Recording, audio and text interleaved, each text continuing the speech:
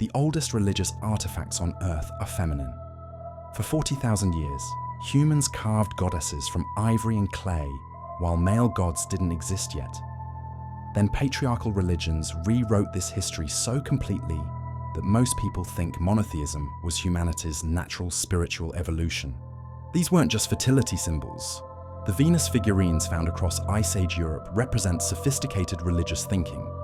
with some showing evidence of ritual use, sacred placement, and artistic techniques that required specialized knowledge passed down through generations of what appear to be organized goddess-worshipping communities. So before we trace how archaeological evidence reveals humanity's forgotten matriarchal spiritual origins, hit that like button if you're ready to discover what they don't teach in world religion classes, and tell me in the comments, why do you think almost every ancient goddess got transformed into either a Christian saint or a demon? Deep in European caves, the evidence waits in ivory and stone. The figurines should have crumbled to dust.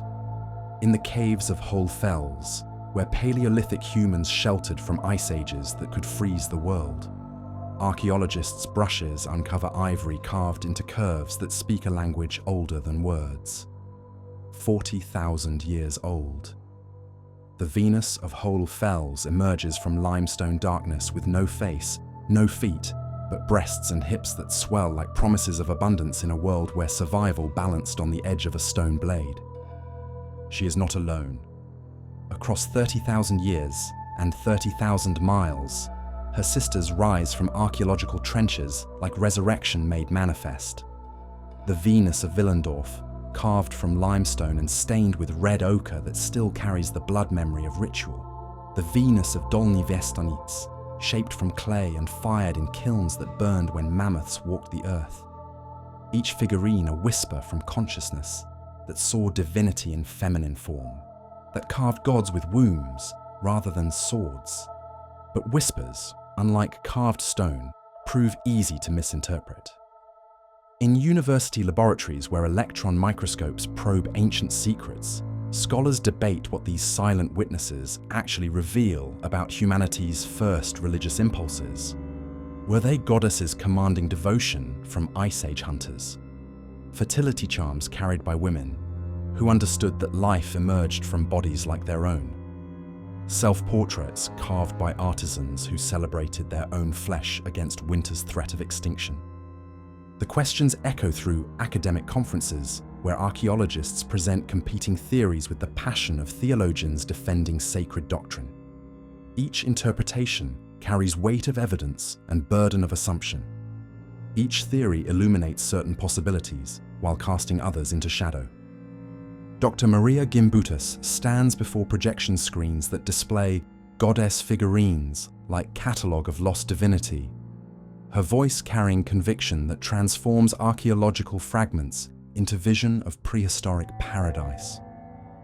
Old Europe, she calls it. The civilization that flourished from 7,000 to 3,500 BC across the Balkans and Mediterranean, where goddess worship created societies of peace, equality, artistic sophistication that warrior cultures would later destroy. The evidence she presents reads like inventory of lost Eden, Çatalhöyük in Anatolia, where excavations reveal 9,000 years of continuous habitation, where shrine rooms display female figures giving birth to bulls and leopards, where the dead lie buried beneath platforms decorated with feminine imagery that speaks of reverence rather than fear. No fortifications, no weapons of war, no signs of violent hierarchy that mars later civilizations built on conquest rather than cultivation.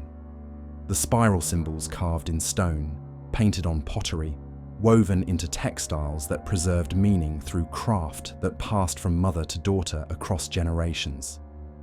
The snake goddesses with arms raised in blessing, bodies curved in dance that celebrates transformation rather than fears it. The bird goddesses whose wings carry souls between worlds, whose flight patterns reveal divine will to those who remember how to read sky messages that modern eyes see only as random motion. But in the same laboratories where Gimbutas builds her vision of goddess paradise, Other scholars examine identical evidence through different lenses that reveal different truths. Dr. Ruth Tringham peers through microscopes that magnify flaws in theories built on incomplete evidence, while Dr. Lynn Meskel dissects assumptions that transform ancient artifacts into mirrors reflecting modern desires, rather than windows revealing prehistoric realities. The Venus figurines, they argue, might speak of something more complex than goddess worship. The exaggerated feminine features could represent pregnancy rather than divinity, personal objects rather than religious icons, individual portraits rather than archetypal deities. The missing faces that Gimbutas interprets as evidence of universal goddess could simply reflect artistic conventions that emphasize body over identity, fertility over personality, function over form. The Çatalhöyük shrines that seem to demonstrate goddess religion reveal different stories under closer examination. The figurines appear predominantly in household contexts rather than communal worship spaces. The birthing scenes might represent death rather than creation, endings rather than beginnings, fears rather than celebrations. The absence of weapons could indicate trade networks rather than peaceful nature, economic specialization rather than social equality. Such scholarly debates rage in academic journals where peer review becomes battlefield for competing interpretations of evidence that remains frustratingly silent about its own meaning. The stones do not speak. The clay keeps its secrets. The ancient carvers left no written explanations to resolve modern disagreements about their intentions, their beliefs, their understanding of divine reality that finds expression through feminine forms. But silence creates space for voices that claim to speak for voiceless artifacts, that project contemporary concerns onto prehistoric mysteries,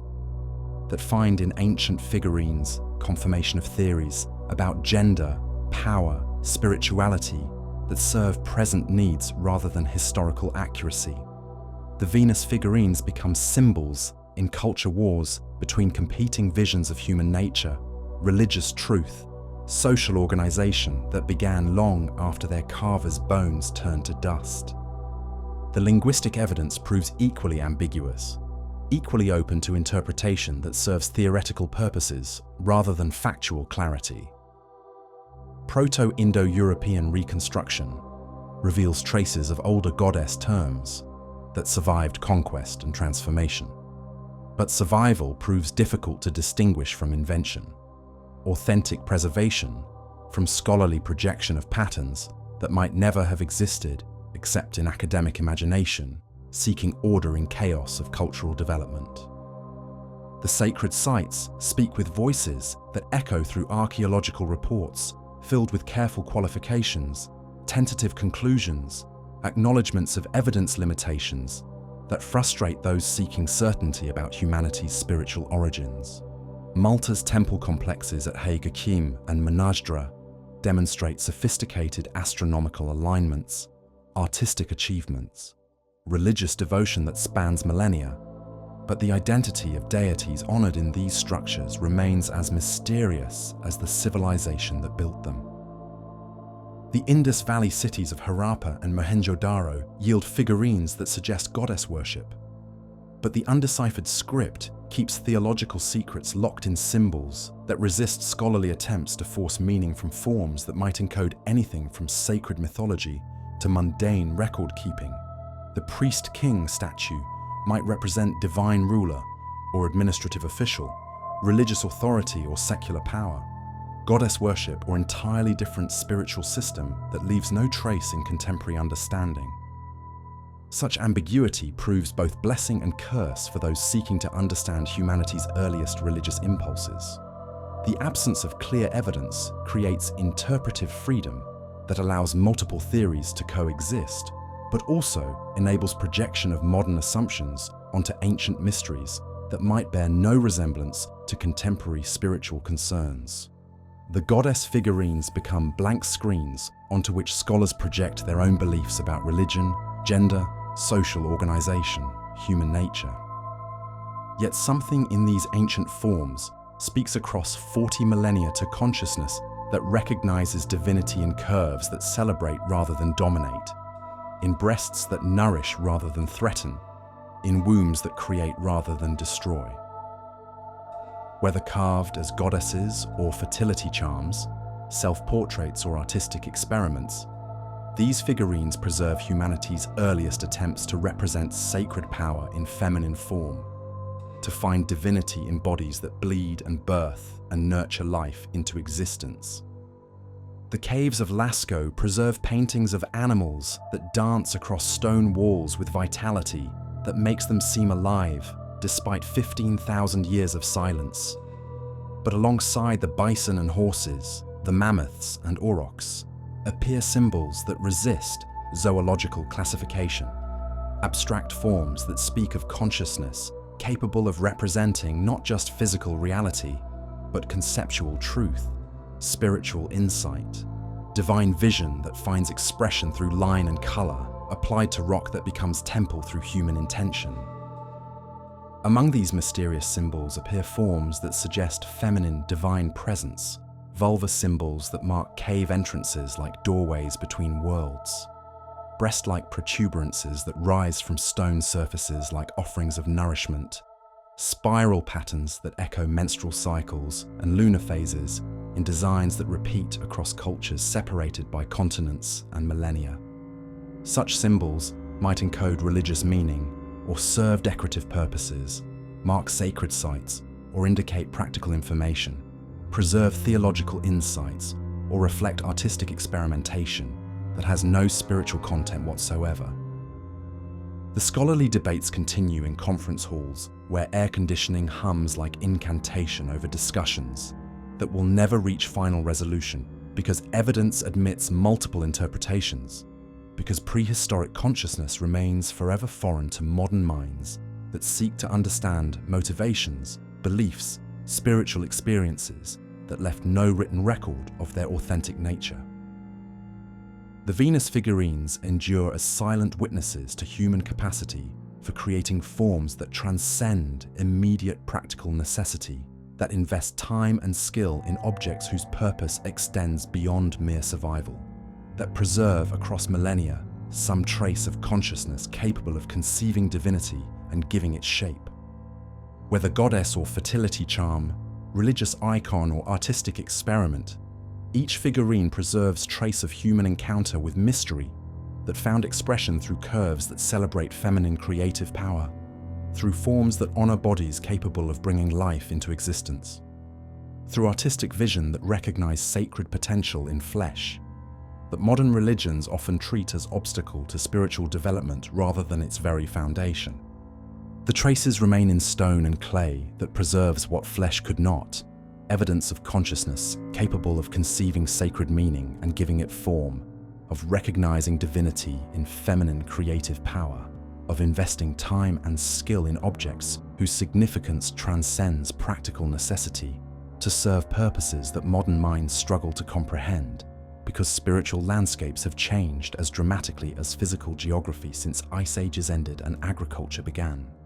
Humanity's long transformation towards civilizations that have forgotten their own origins in caves, where firelight illuminated figurines carved by hands, that remembered when goddess worship represented humanity's first attempt to name the unnameable,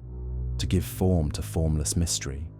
to recognize divine presence in bodies that create rather than destroy, that nourish rather than dominate,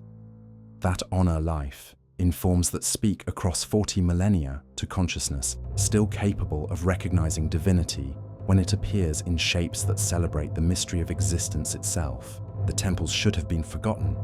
In the ruins of Uruk, where civilization first learned to write its desires in wedge marks pressed into clay, archaeologists uncover temple foundations that carried the weight of more than stone. Here stood the Iana, the house of heaven, where Inanna ruled as queen of heaven and earth, where her hymns were sung in the world's first written language, where humanity's earliest recorded literature celebrated a goddess who held life and death in hands that could bless or curse with equal power. The tablets still speak her name across 5,000 years of silence.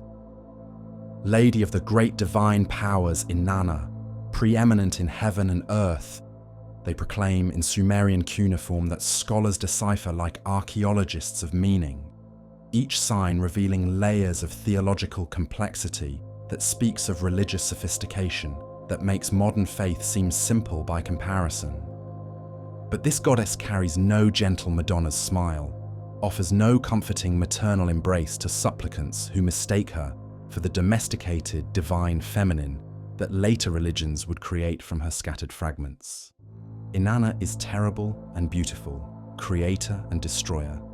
the goddess who descends into the underworld to conquer death itself, who returns carrying powers that make mortal kings tremble and demons flee before her terrible glory. The descent of Inanna survives on tablets that preserve humanity's oldest recorded myth, older than Genesis, older than the Iliad, older than any story that claims to tell how gods relate to mortals in cosmic drama,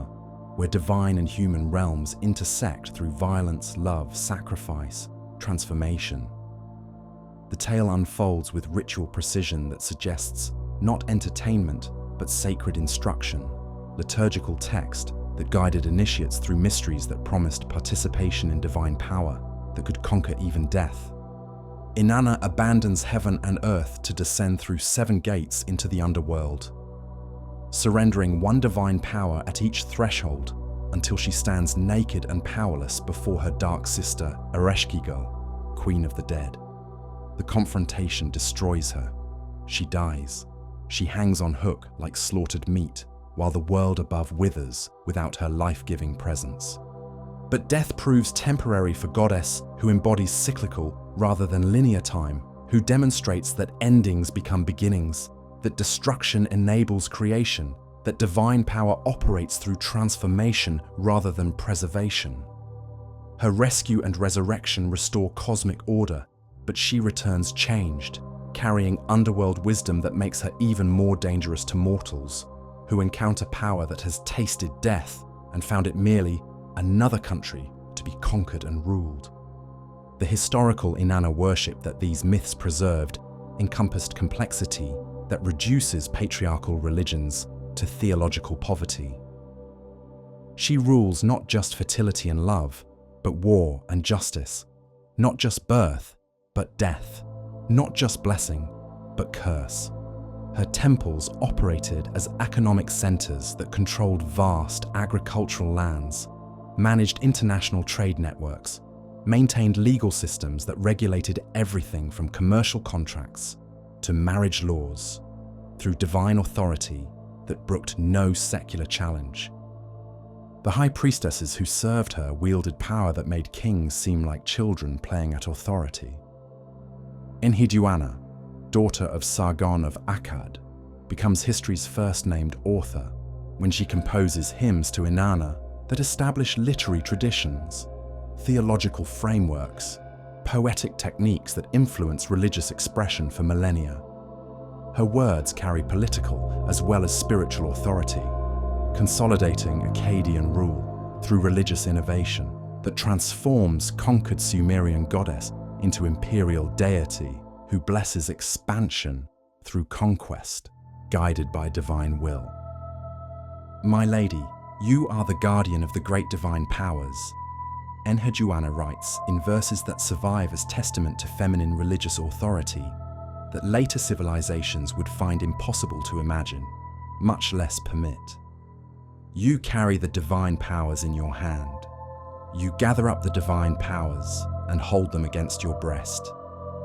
Such power proves too dangerous for civilizations that require clear hierarchies, stable authorities, predictable divine behavior that supports rather than challenges earthly rule. Inanna's unpredictability makes her unsuitable for imperial purposes that demand gods who serve political necessity rather than cosmic truth, who validate established order rather than demonstrate that all power remains temporary, all authority provisional, all claims to permanence illusory. But her influence spreads beyond Mesopotamian borders through trade networks that carry more than goods between civilizations. The goddess transforms as she travels, acquiring new names, new attributes, new cultural expressions while preserving essential nature that recognizes divine feminine power as dangerous, creative, destructive, transformative force that cannot be contained within domestic categories that later patriarchal religions will insist define proper feminine divinity. In Egypt, she becomes Isis, the goddess whose story parallels Inanna's descent, but adds elements that will influence religious development across the Mediterranean world for centuries. The pyramid texts preserve her earliest appearances in royal burial chambers, where she protects dead pharaohs through journey to divine realm. But her cult expands beyond royal patronage to become popular religion that attracts devotees from every social level, every ethnic background, every corner of the Roman Empire. The myth of Isis and Osiris, preserved by Plutarch centuries after Egyptian civilization reached its peak, tells of divine marriage destroyed by jealousy, of sacred king murdered and dismembered by his brother Set, of goddess who searches across the world to recover scattered fragments of her beloved's body. Her magical powers restore Osiris to life long enough for her to conceive their son Horus, but the resurrection proves temporary, partial, insufficient to restore cosmic order that requires ongoing divine intervention through rituals that reenact mythic events. The story establishes patterns that will echo through later religious traditions. Divine sacrifice that enables redemption, suffering goddess who mediates between mortal and divine realms, magical resurrection that promises victory over death for those who participate in sacred mysteries. But Isis retains autonomy that later traditions will eliminate when they transform suffering goddess into passive recipient of masculine salvation, rather than active agent of divine power. Her temples spread across the Roman world like a network of sacred embassies representing divine feminine authority that transcends political boundaries, cultural differences, ethnic divisions through appeal to mysteries that promise direct contact with goddess who understands suffering because she has experienced it, who offers healing because she possesses power to restore what death destroys. From Britain to India, from the Danube to the Nile, Isis temples attract devotees who find in her worship satisfaction that state religions cannot provide. The Temple of Isis at Philae becomes pilgrimage destination that draws seekers from across the known world to Island Sanctuary, where goddess receives offerings, grants healing, reveals mysteries through rituals that transform participants rather than merely entertain them. The complex includes libraries, medical centers, astronomical observatories that demonstrate religious sophistication equal to any later theological achievement, while maintaining focus on divine feminine power that creates, preserves, transforms existence through love rather than fear. But perhaps the most revealing evidence of ancient goddess power appears in Anatolia, where Çatalhöyük preserves 9,000 years of continuous habitation that spans transition from hunter-gatherer to agricultural societies, from egalitarian communities to hierarchical civilizations, from goddess-centered to god-dominated religious systems. The archaeological layers read like compressed history of human religious development, each level revealing different aspects of divine feminine worship as it adapts to changing social conditions. The earliest shrines display feminine figures giving birth to bulls and leopards in scenes that suggest divine creative power manifesting through natural processes. Goddess as source of all life, rather than specialized deity with limited functions. The walls preserve paintings of vultures and headless human figures that speak of death as transformation rather than ending, as return to divine source rather than punishment for mortal sins. The burial practices reveal social organization that honors both masculine and feminine principles without establishing clear hierarchies based on gender roles that later civilizations will enforce through religious mandate. Women receive elaborate grave goods that indicate high social status. Men appear in hunting scenes that celebrate prowess without claiming divine authority. Children merit careful burial that suggests religious beliefs about soul's continuation beyond death. But as millennia pass, The archaeological record reveals gradual changes that mirror broader cultural transformations occurring across Anatolia and surrounding regions. The goddess figures become smaller, less prominent, eventually disappearing altogether as new religious symbols appear that emphasize masculine divine authority, warrior values, hierarchical social organization that places women in subordinate positions despite their biological roles as creators of life. The transformation reflects pressures from Indo-European migrations that introduce new languages, new technologies, new religious concepts that challenge indigenous traditions, emphasizing goddess worship, earth-centered spirituality, social organization based on cooperation rather than competition. The warrior cultures that arrive on horseback carrying bronze weapons,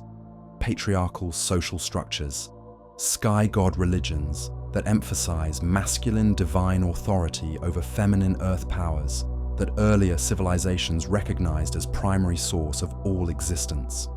In India, the archaeological record preserves similar patterns through Indus Valley civilization that flourishes from 3300 to 1300 BC across territory larger than Egypt and Mesopotamia combined.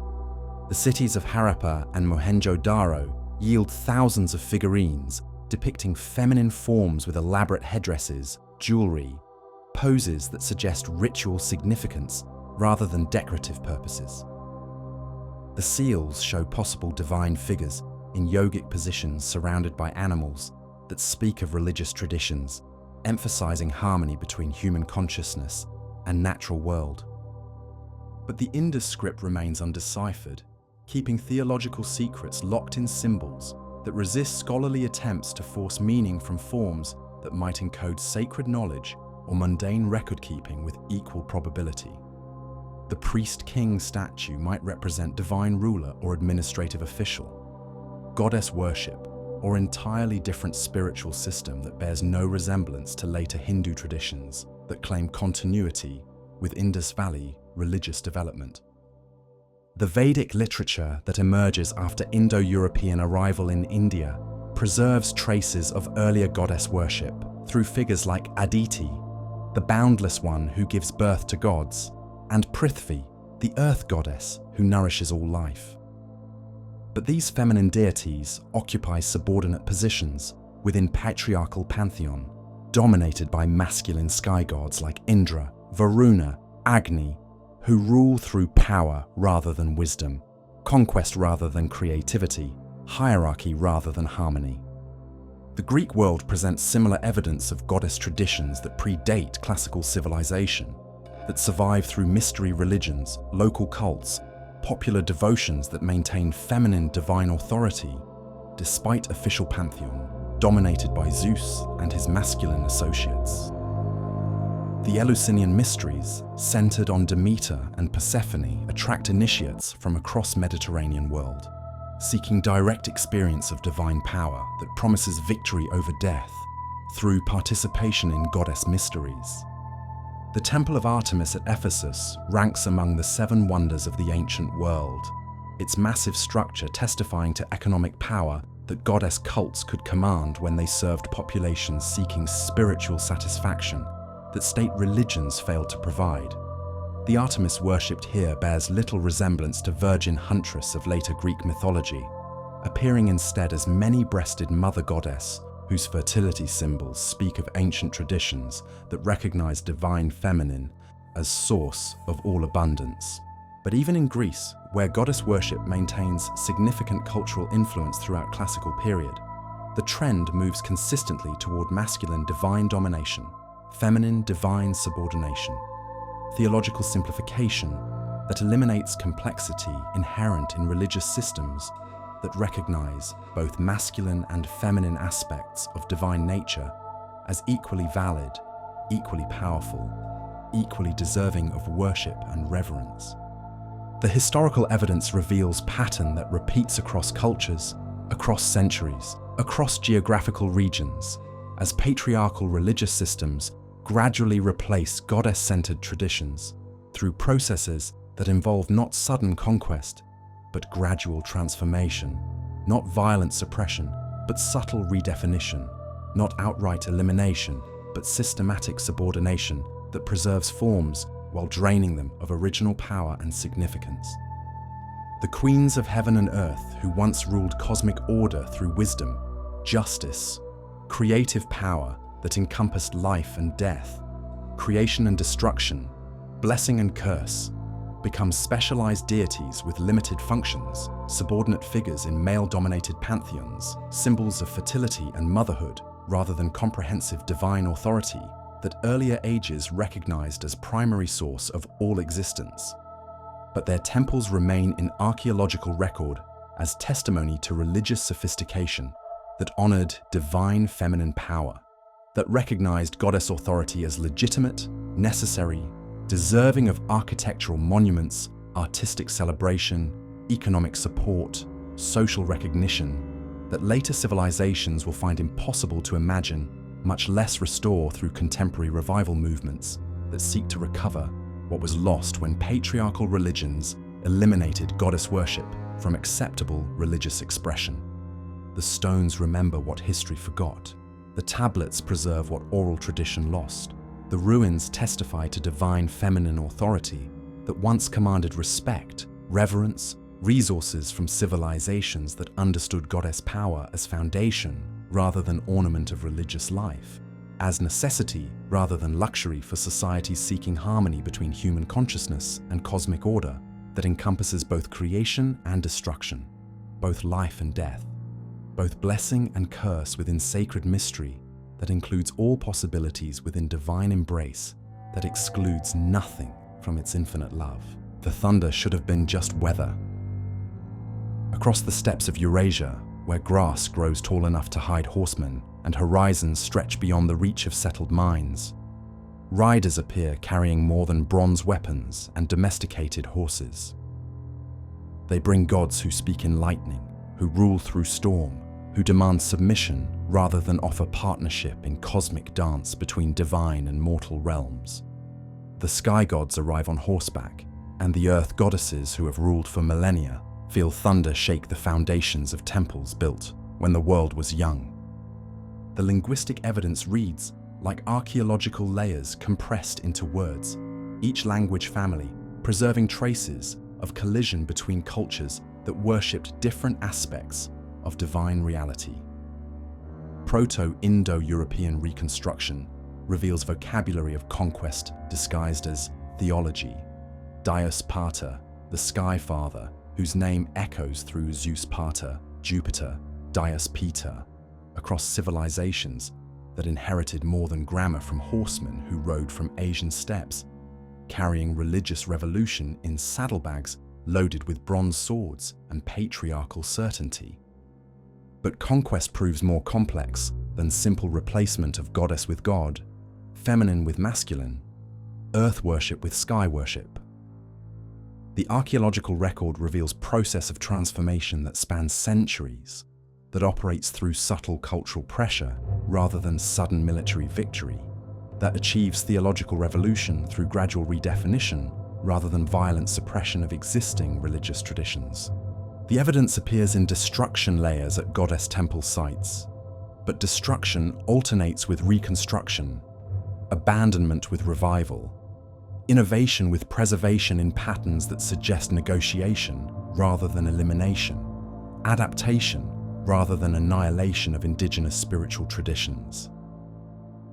The Indo-European migrations bring change, but change operates through cultural synthesis that creates new mythological frameworks rather than simple dominance that erases existing religious consciousness. In Anatolia, where Çatalhöyük preserves 9 millennia of goddess worship, the arrival of Indo-European speakers introduces new burial practices, new architectural styles, new artistic themes that gradually replace feminine divine imagery with masculine symbols of authority.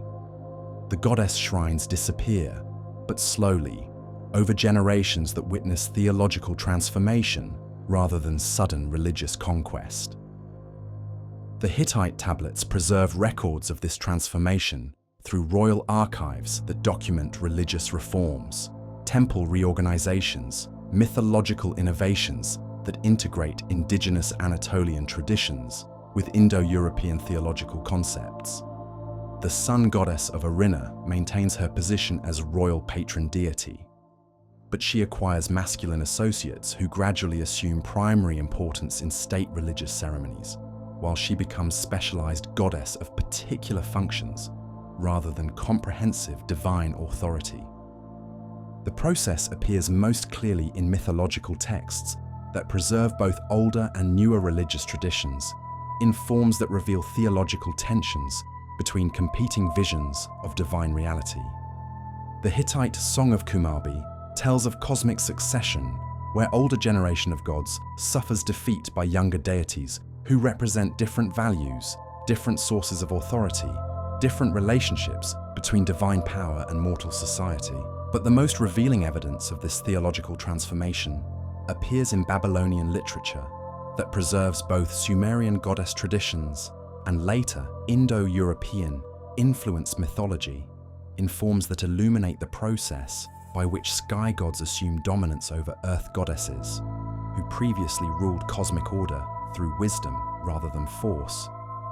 cooperation rather than conquest, cyclical rather than linear understanding of divine authority. The Enuma Elish presents cosmic creation as violent struggle between primordial mother goddess Tiamat and young sky god Marduk, who achieves supremacy through battle rather than birth, conquest rather than creation, destruction rather than transformation. The myth functions as theological justification for patriarchal religious systems that replace goddess worship with god worship, feminine cosmic authority with masculine divine rule, collaborative creation with hierarchical domination. Tiamat embodies ancient understanding of divine feminine as source of all existence, as primordial waters from which gods themselves emerge, as creative chaos that contains all possibilities within womb-like darkness that gives birth to light, order, consciousness itself. Her body becomes raw material from which Marduk constructs ordered cosmos. Her blood becomes rivers that nourish earth. Her defeated power enables civilization that depends on suppression of chaotic feminine creative energy that threatens masculine need for control, predictability, hierarchical authority. The transformation reveals itself through comparative analysis that traces how Indo-European mythological themes spread across cultures that adapt them to local conditions while preserving essential patterns of sky god victory over earth goddess, masculine divine authority over feminine cosmic power, patriarchal religious hierarchy over goddess-centered spiritual traditions that honor both masculine and feminine aspects of divine reality. Zeus defeats the Titans in Greek mythology that preserves memory of religious transition from older chthonic deities to newer Olympian gods, who rule from sky rather than earth, through power rather than wisdom, by conquest rather than consensus among divine powers that earlier traditions understood as complementary rather than competitive aspects of cosmic order. The Titanomachy describe warfare between generations of gods that parallels cultural conflicts between indigenous Mediterranean populations and Indo-European migrants who bring new languages, new technologies, new religious concepts that gradually replace existing spiritual traditions through cultural synthesis rather than simple military conquest. But the Greek mythological tradition preserves traces of earlier goddess worship through mystery religions that maintain feminine divine authority despite official pantheon dominated by Zeus and masculine associates. The Eleusinian mysteries, centered on Demeter and Persephone, continue to attract initiates seeking direct experience of divine feminine power that promises transformation rather than submission, wisdom rather than obedience, cyclical understanding of existence rather than linear progress toward final judgment. The Germanic and Celtic mythological traditions preserve similar evidence of theological transformation through narratives that describe conflicts between older and newer divine powers, between earth-centered and sky-centered religious systems, between goddess worship and god worship in forms that reveal cultural memory of religious transitions that occurred over centuries rather than sudden conversions that replaced existing spiritual traditions with foreign theological concepts. The Norse Aesir-Vanir conflict describes war between sky gods and earth gods that ends in negotiated settlement rather than total victory, suggesting historical memory of cultural syntheses between Indo-European and indigenous Scandinavian religious traditions. The Vanir deities associated with fertility, wisdom, earth-centered spirituality maintain positions within Norse pantheon despite dominance of Aesir gods who embody warrior values, sky-centered theology, masculine divine authority. But the most systematic evidence of goddess-to-god transformation appears in biblical literature that preserves traces of earlier Canaanite goddess worship while documenting its suppression through monotheistic religious reforms that eliminate divine feminine authority in favor of exclusively masculine conception of divine power. The archaeological evidence from Israel and surrounding regions reveals widespread goddess worship throughout periods covered by biblical narratives. Asherah figurines appear in household contexts, temple excavations, royal sites in numbers that suggest popular devotion to divine feminine power, that biblical texts condemn as idolatry, while inadvertently preserving evidence of its persistence despite official religious policies. The biblical texts themselves preserve memory of goddess worship through polemical passages that attack Asherah worship, Astarte devotion, other forms of divine feminine reverence that threaten monotheistic theology, claiming exclusive divine authority for Yahweh. The very vehemence of these attacks suggests goddess worship remained attractive to populations that found in divine feminine traditions spiritual satisfaction that masculine monotheism could not provide. The process of theological transformation appears through careful textual analysis that reveals layers of biblical composition, editorial revisions, theological developments that gradually eliminate references to divine feminine authority while preserving traces of earlier religious traditions that honored both masculine and feminine aspects of divine nature. The Hebrew Bible preserves remnants of divine feminine imagery through wisdom literature that personifies divine wisdom as feminine figure who participates in cosmic creation, who offers guidance to those who seek understanding, who mediates between transcendent divine authority and immanent divine presence within natural world and human consciousness. But such feminine divine imagery becomes increasingly allegorical rather than literal, metaphorical rather than mythological, poetic rather than theological, as monotheistic religious development demands exclusive focus on masculine divine authority that cannot tolerate feminine divine competition without compromising theological claims about divine unity, divine transcendence, divine authority that requires unquestioned submission rather than collaborative relationship between divine and human realms. The transformation from goddess worship to God worship occurs through multiple mechanisms that operate simultaneously across different cultural levels, different social institutions, different aspects of religious consciousness that require systematic reconstruction to understand how comprehensive religious revolution achieves success without necessarily eliminating all traces of earlier spiritual traditions. The economic factors prove crucial to understanding religious transformation that coincides with agricultural intensification, urbanization, complex state formation, international trade networks that require standardized religious practices, predictable divine authority,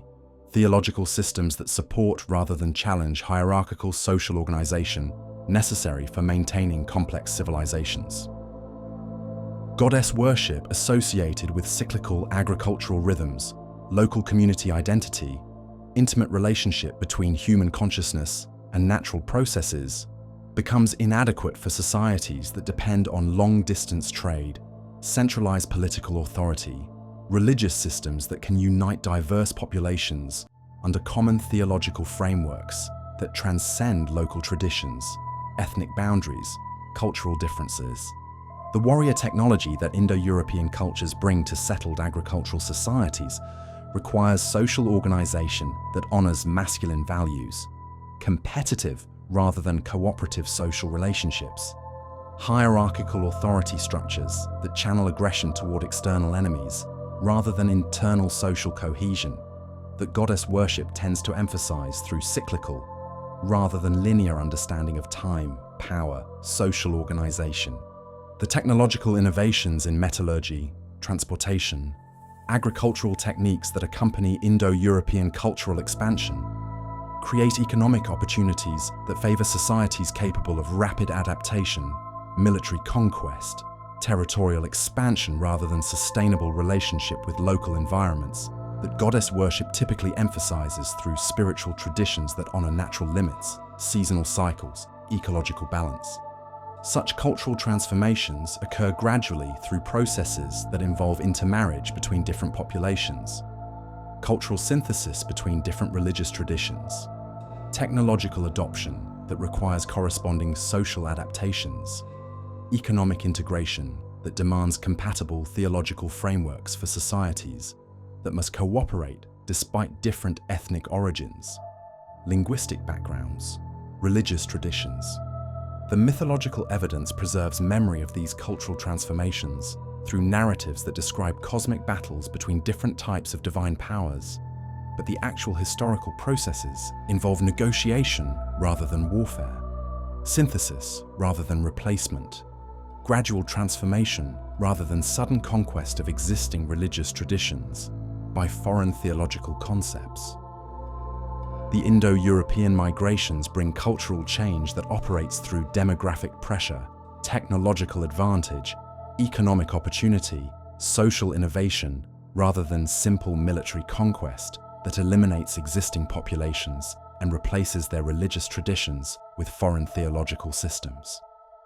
The resulting religious synthesis creates new mythological frameworks that integrate elements from both indigenous and immigrant traditions, while gradually favoring sky god theology over earth goddess worship. The linguistic evidence supports this interpretation through vocabulary analysis that reveals borrowing between different language families, cultural exchange between different populations, religious synthesis between different theological traditions, rather than simple replacement of existing cultural systems by foreign innovations that eliminate all traces of indigenous spiritual traditions. But synthesis favors certain elements over others, certain theological concepts over alternatives, certain types of divine authority over competing claims to cosmic rule that gradually shift cultural emphasis from goddess worship to God worship, from feminine divine authority to masculine cosmic power, from cyclical to linear understanding of time, existence, spiritual development.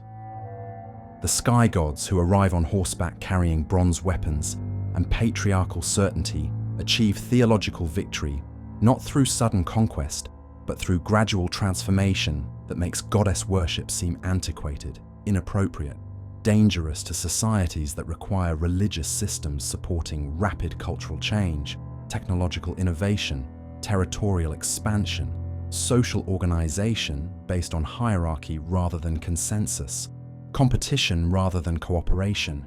masculine authority rather than feminine wisdom. The thunder that shakes goddess temple foundations proves to be more than weather. It announces cosmic transformation that will reshape human religious consciousness for millennia, that will eliminate divine feminine authority from acceptable theological expression, that will create patriarchal religious systems that honor masculine divine power while suppressing, subordinating, demonizing feminine aspects of divine nature that earlier civilizations recognized as equally valid, equally powerful, equally deserving of worship and reverence. But transformation proves incomplete, suppression temporary, demonization unsuccessful at eliminating human recognition of divine feminine power that continues to manifest through channels that patriarchal religious systems cannot entirely control, cannot completely suppress, cannot finally eliminate from human consciousness that recognizes sacred feminine authority, regardless of official theological disapproval or systematic cultural pressure, designed to make goddess worship impossible for populations trained to honor exclusively masculine divine power. The storm gods achieve dominance, but dominance differs from elimination. The goddesses retreat, but retreat enables survival. The earth powers submit to sky authority, but submission preserves essential nature that awaits opportunities for renaissance, revival,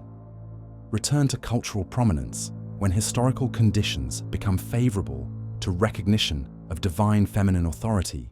that patriarchal religious systems diminished, but could never entirely destroy from human spiritual consciousness that remembers what official theology forgot. The serpent should have remained wise. In the temples of ancient Sumer, where cuneiform scribes first learned to press divine words into clay, the serpent coils around the sacred tree as symbol of wisdom, transformation, the cyclical nature of existence that sheds old skin to reveal new flesh beneath. Here, in humanity's earliest written mythology, the serpent serves the goddess, Inanna's companion, Ereshkigal's guardian, the creature whose ability to renew itself mirrors divine feminine power to bring death and resurrection, ending and beginning, dissolution and creation in endless cycles that mirror cosmic truth. But symbols, like empires, change hands. What once blessed becomes cursed. What once enlightened becomes corrupting. What once represented divine wisdom becomes evidence of diabolic deception. The transformation occurs not through single decree, but through centuries of reinterpretation, theological surgery, mythological revision that preserves forms while draining them of original meaning, that keeps familiar shapes while filling them with foreign content. The process begins in Babylon, where scribes working under new religious authorities copy ancient myths with subtle alterations that shift theological emphasis from goddess worship to God worship, from feminine divine wisdom to masculine divine power, from serpent as sacred symbol to serpent as dangerous enemy of divine order. The changes appear innocuous: editorial adjustments, cultural adaptations, theological refinements that seem to honor tradition while actually transforming it. But the cumulative effect proves revolutionary.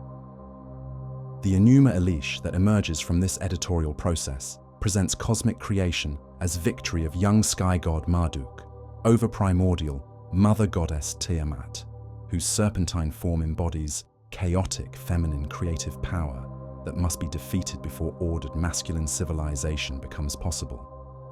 The myth establishes template for religious thinking that will echo through millennia. Feminine divinity as chaos requiring masculine control, serpent wisdom as dangerous knowledge threatening established authority, goddess power as primitive force superseded by evolved patriarchal theology. The transformation accelerates as biblical literature adopts and adapts these themes through Genesis narratives that place serpent in garden as tempter rather than teacher, as enemy of divine will rather than agent of divine wisdom, as creature whose knowledge brings death rather than enlightenment to humans who encounter divine truth through channels unauthorized by religious hierarchy. The Genesis serpent retains ancient associations with wisdom, knowledge, transformation that make it credible tempter, but these qualities become evidence of deception rather than authentic spiritual power. The creature that once guided goddess devotees through mysteries of death and rebirth becomes antagonist, whose promises lead only to expulsion from paradise, whose wisdom proves false knowledge that separates humans from divine blessing they possessed before encountering unauthorized revelation.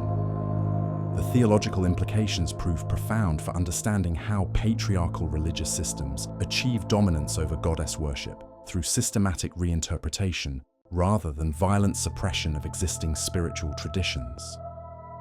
The serpent's transformation from sacred symbol to sinister tempter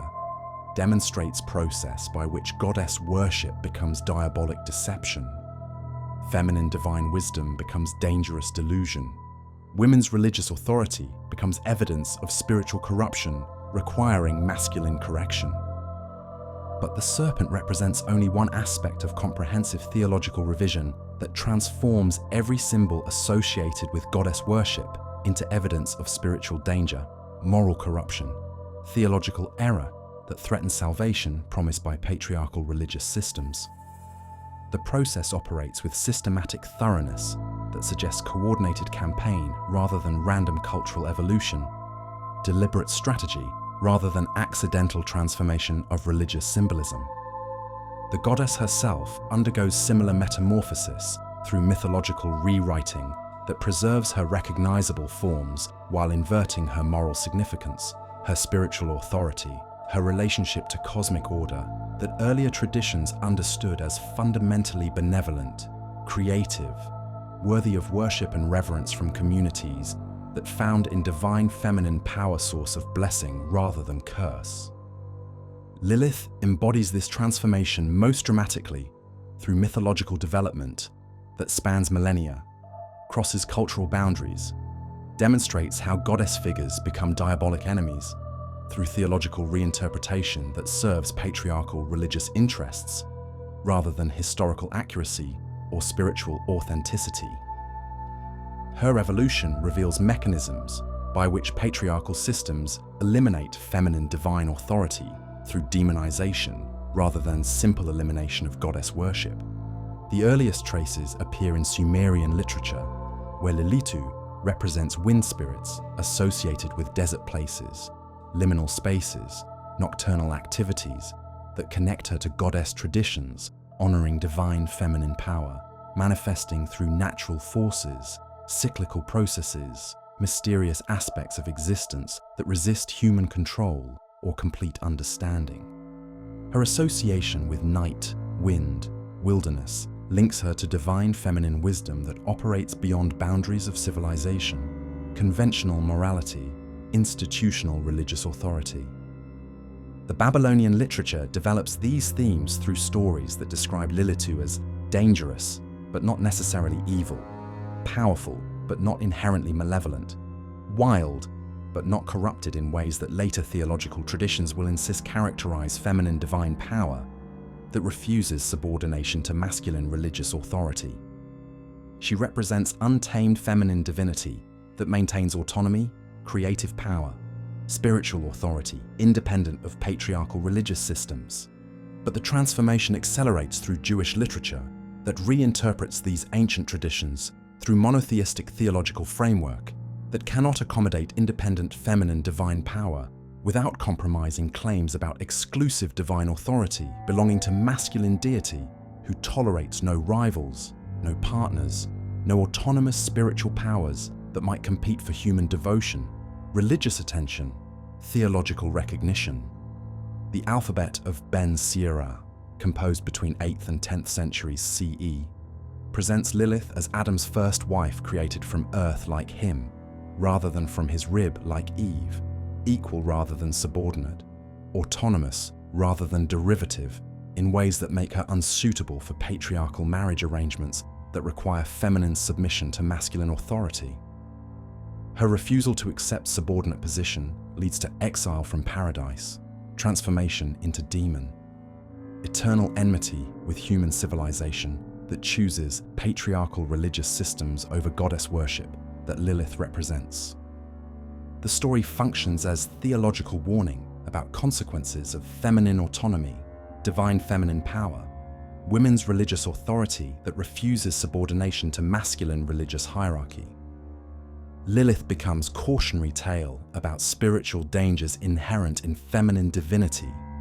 that maintains independence from patriarchal control, that claims direct access to divine power,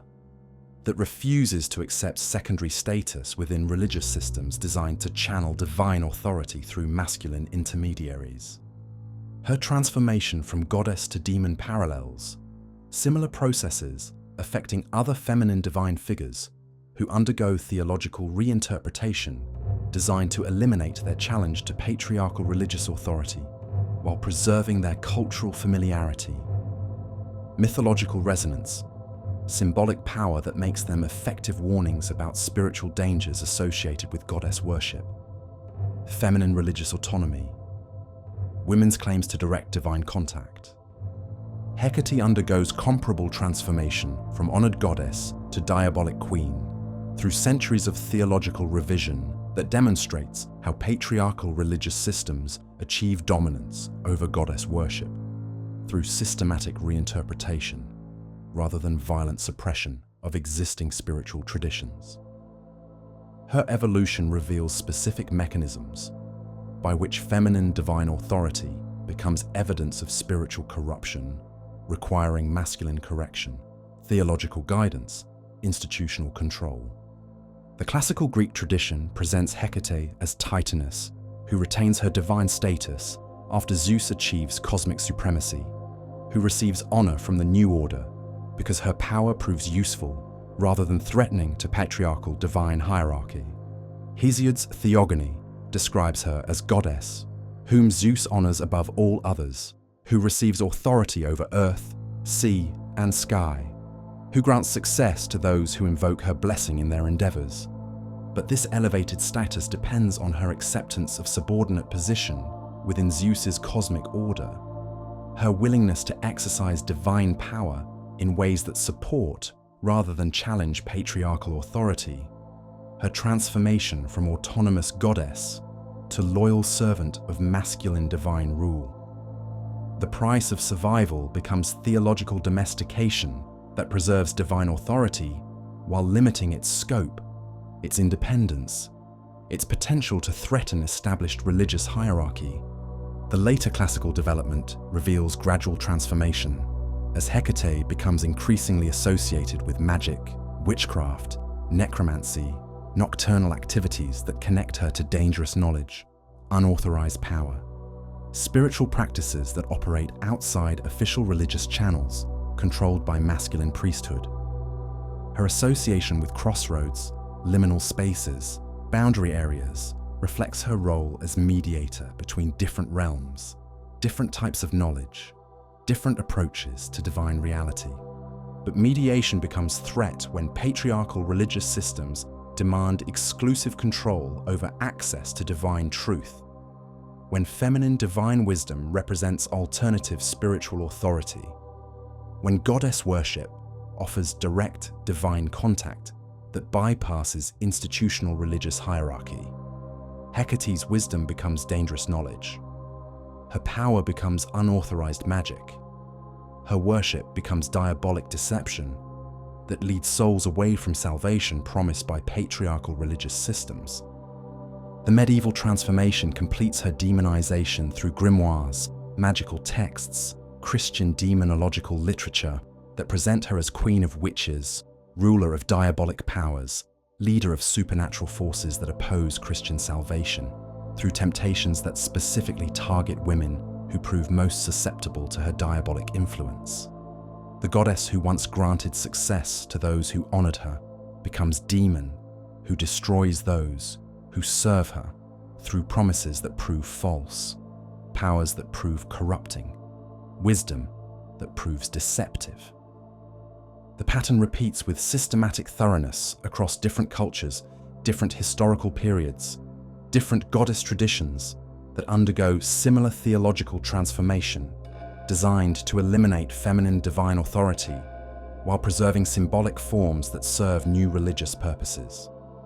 The mechanism operates through reinterpretation rather than elimination, through theological revision rather than cultural suppression, through mythological surgery that preserves familiar shapes while inverting their moral significance.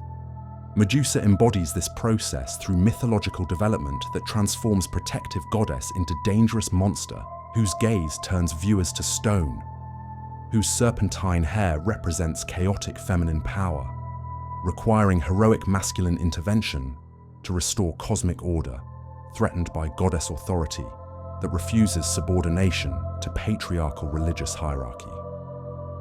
The pre-Greek evidence suggests origins as Libyan goddess associated with wisdom, protection, divine feminine power that manifests through serpent symbolism, connecting her to ancient goddess traditions, honoring transformative knowledge, cyclical wisdom, regenerative power that operates through death and rebirth, ending and beginning, dissolution and creation.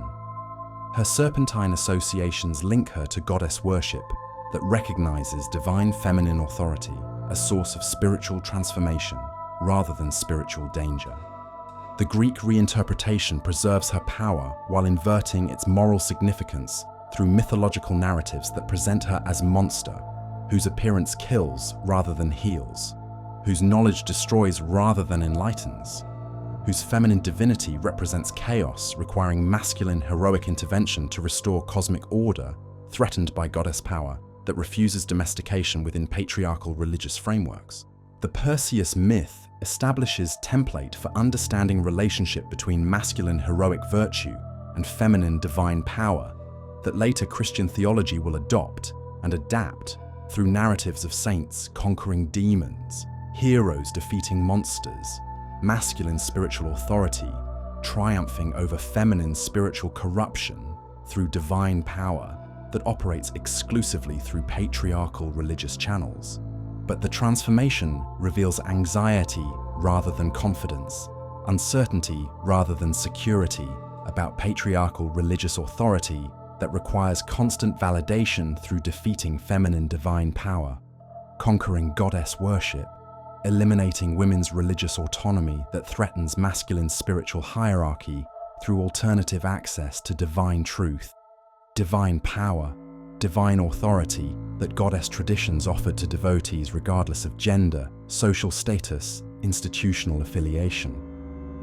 The systematic nature of these transformations suggests coordinated theological strategy rather than random cultural evolution, deliberate campaign rather than accidental development of religious symbolism that consistently favors masculine divine authority over feminine spiritual power, patriarchal religious hierarchy over goddess worship that offered direct divine contact to participants, regardless of institutional approval or ecclesiastical mediation.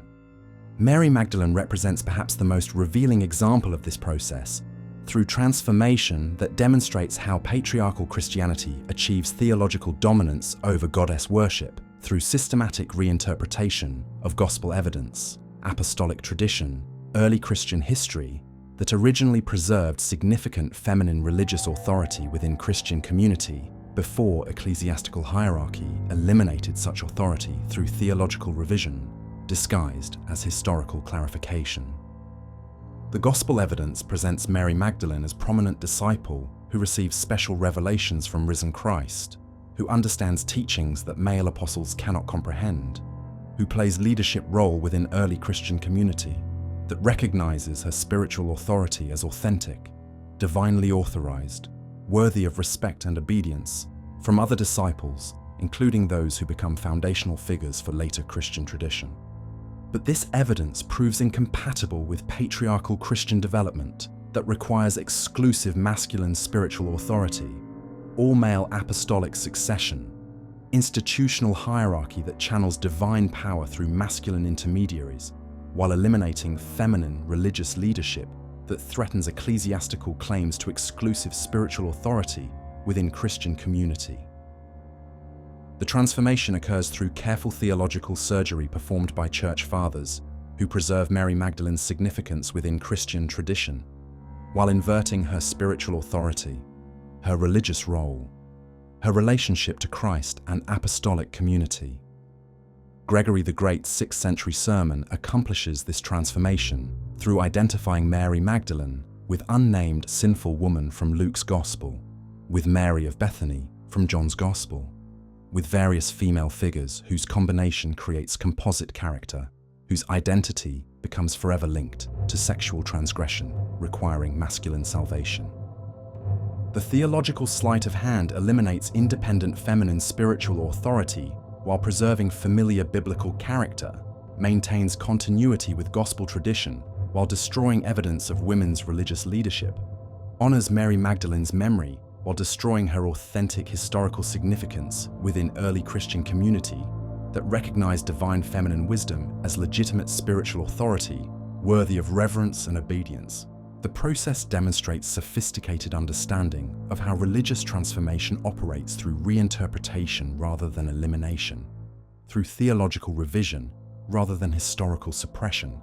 through systematic redefinition that preserves forms while inverting meanings, that maintains familiar symbols while serving new religious purposes designed to eliminate goddess worship, feminine spiritual authority, women's direct access to divine power through channels that bypass masculine religious hierarchy. These individual transformations combine to create comprehensive theological framework that systematically eliminates divine feminine authority from acceptable religious expression while preserving goddess symbols, feminine spiritual imagery, women's religious roles in forms that serve patriarchal religious purposes rather than authentic goddess worship. The serpent becomes tempter, the goddess becomes demon, the priestess becomes witch, the sacred feminine becomes sinister threat, requiring masculine spiritual intervention. But transformation operates through cultural pressure rather than legal suppression, through theological persuasion rather than physical violence, through systematic reinterpretation rather than open elimination of goddess worship that might provoke resistance, rebellion, underground preservation of authentic feminine spiritual traditions. The strategy succeeds because it appears to honor rather than eliminate goddess traditions, while actually destroying their spiritual significance, their religious authority, their capacity to challenge patriarchal religious systems through offering alternative access to divine truth. The sacred becomes sinister through centuries of theological revision that demonstrates sophisticated understanding of how religious transformation operates through reinterpretation rather than elimination, through systematic redefinition rather than violent suppression, through careful preservation of familiar forms while inverting their essential meanings to serve religious purposes that honor masculine divine authority while demonizing feminine spiritual power that once commanded reverence, worship, obedience from communities that recognize goddess traditions as authentic paths to divine truth, cosmic wisdom, spiritual authority that transcends gender categories, institutional hierarchies, theological boundaries designed to limit rather than facilitate human access to divine mystery that encompasses both masculine and feminine aspects of divine reality. The fires should have cleansed nothing. In the town squares of Würzburg and Bamberg, where cobblestones still bear scorch marks that rain cannot wash away, the flames consume more than flesh. They devour centuries of women's wisdom, generations of healing knowledge, millennia of goddess memory preserved in folk practices that survived the great theological transformations through whispered instructions passed from grandmother to granddaughter in languages that learned to speak earth wisdom without naming its source. The smoke rises black against German skies, while Prince Bishop Julius Ector counts his confiscated properties, his eliminated rivals, his theological victories disguised as spiritual warfare against diabolic enemies who possess the inconvenient ability to heal what physicians could not cure, to predict what scholars could not calculate, to preserve what institutions could not control. Between 1626 and 1631, his jurisdiction burns over 1,000 accused witches, whose crime was remembering what Christian civilization claimed to have forgotten. But the witch hunts that convulse Europe between 1450 and 1750, that kill an estimated 40 to 60,000 people across Catholic and Protestant territories alike, represent more than religious hysteria or legal aberration. They constitute systematic campaign to eliminate the final vestiges of goddess worship, feminine religious authority, women's direct access to spiritual power that survived millennia of theological transformation, cultural pressure, institutional suppression through adaptation rather than extinction. The pattern emerges through careful analysis of trial records, confessional testimonies, legal procedures that reveal consistent targeting of women whose social roles, healing practices, religious knowledge preserve traces of pre-Christian goddess traditions that posed ongoing threat to patriarchal Christianity's claims to exclusive spiritual authority. The accused witches share characteristics that identify them as carriers of suppressed religious traditions, rather than adherents of coherent diabolic cult that inquisitors claim to discover through their investigations. The midwives burn first. Their knowledge of birthing, healing, herbal medicine connects them directly to ancient goddess traditions that honored feminine creative power, that recognized women's bodies as sacred vessels of divine life-giving energy, that maintained healing practices based on intimate understanding of natural cycles, botanical wisdom, medical techniques developed through centuries of practical experience rather than theoretical study. Anna Pappenheimer dies in flames at Munich in 1600. Her crime, the possession of healing knowledge that proved more effective than university-trained physicians, whose success threatened masculine medical authority that required elimination of competing knowledge systems. Her confession, extracted through torture that breaks bones but preserves testimony for legal record, describes meetings with Devil, who appears as handsome man offering power, knowledge, healing abilities that enable her to serve community needs that official institutions cannot address. But the devil she describes bears remarkable resemblance to horned god of ancient goddess religions,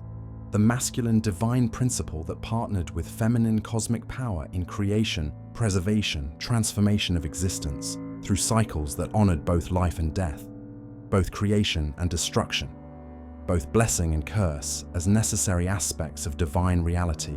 that encompasses all possibilities within sacred mystery. The herbalists follow their midwife sisters into flames that consume not just lives, but libraries of botanical knowledge encoded in memory rather than written texts, preserved through practice rather than theoretical study, transmitted through demonstration rather than academic instruction. Their gardens burn alongside their bodies, their seed collections disappear with their spirits, their understanding of plant medicine dies with them in fires that eliminate irreplaceable knowledge accumulated through generations of careful observation, practical experimentation, successful healing that threatened institutional medical authority. Margaretha Herber faces execution at Nordlingen in 1594 for practicing herbal medicine that cured ailments orthodox physicians could not treat, for possessing knowledge of plant properties that university training did not provide, for maintaining healing traditions that connected her to goddess worship through botanical wisdom that recognized divine presence in natural world, rather than distant heaven accessible only through institutional mediation. Her trial records preserve detailed testimony about healing practices that reveal sophisticated understanding of medicinal plants, their properties, their proper preparation, their effective application for specific ailments in ways that suggest systematic knowledge transmission, rather than random folk remedies, theoretical framework rather than mere practical technique, connection to religious traditions that honored divine presence within natural world. The wise women burn with their wisdom. Their knowledge of weather patterns, agricultural cycles, animal behavior connects them to ancient goddess traditions that recognize divine presence within natural processes, that maintain spiritual practices based on careful observation of natural phenomena, that preserved understanding of human consciousness as participant in rather than master of cosmic processes that govern existence through principles that transcend human control or complete understanding. Ursula Kemp dies at St. Osyth in 1582.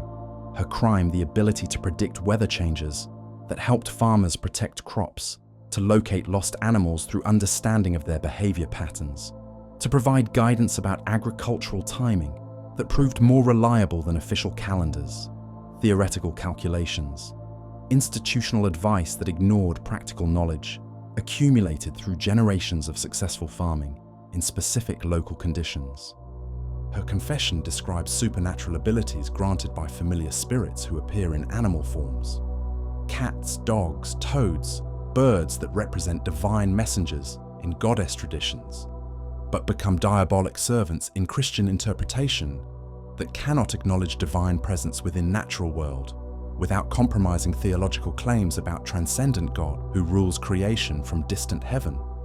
rather than dwelling within natural processes. The cunning folk face flames that consume their divination practices, their fortune-telling abilities, their capacity to locate lost objects, predict future events, provide guidance about personal decisions through techniques that preserve ancient goddess wisdom about cyclical time, pattern recognition,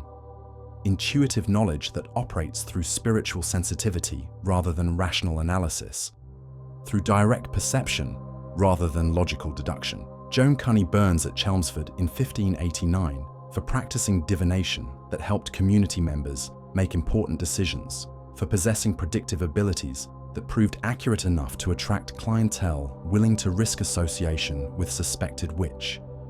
for maintaining spiritual practices that provided practical guidance unavailable through official religious channels that emphasize faith over knowledge, submission over empowerment, institutional dependence over personal spiritual authority. Her trial testimony preserves detailed descriptions of divination techniques that reveal sophisticated understanding of symbolic interpretation, pattern recognition, intuitive perception that suggests systematic training rather than random superstition, connection to religious traditions that honored prophetic wisdom, that recognized divine communication through natural signs, symbolic dreams, visionary experiences that required specialized knowledge to interpret correctly.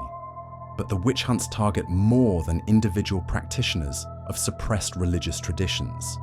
They eliminate entire social networks that preserved goddess worship through community structures, economic relationships, cultural practices that maintained alternative religious consciousness despite centuries of Christian indoctrination,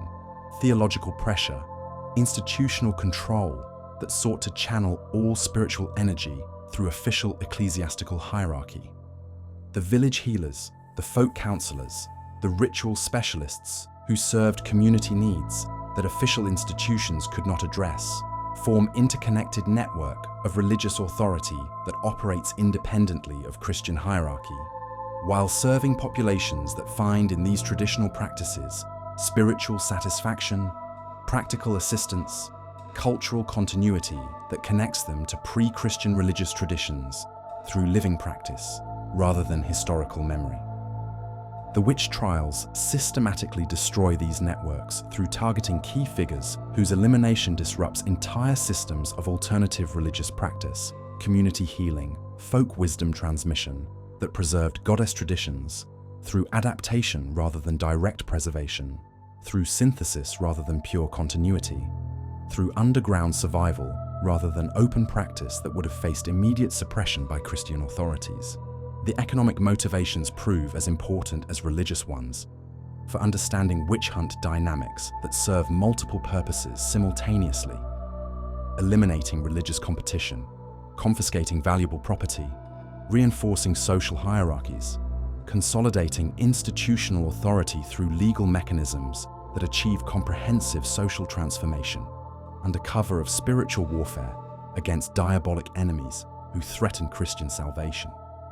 The property confiscations that accompany witch trials transfer significant wealth from accused individuals, their families, their associates, to church authorities, secular officials, legal professionals who profit from prosecutions that eliminate economic competitors while expanding institutional resources available for further social control, religious indoctrination, cultural transformation that serves patriarchal Christian interests rather than community welfare or spiritual authenticity.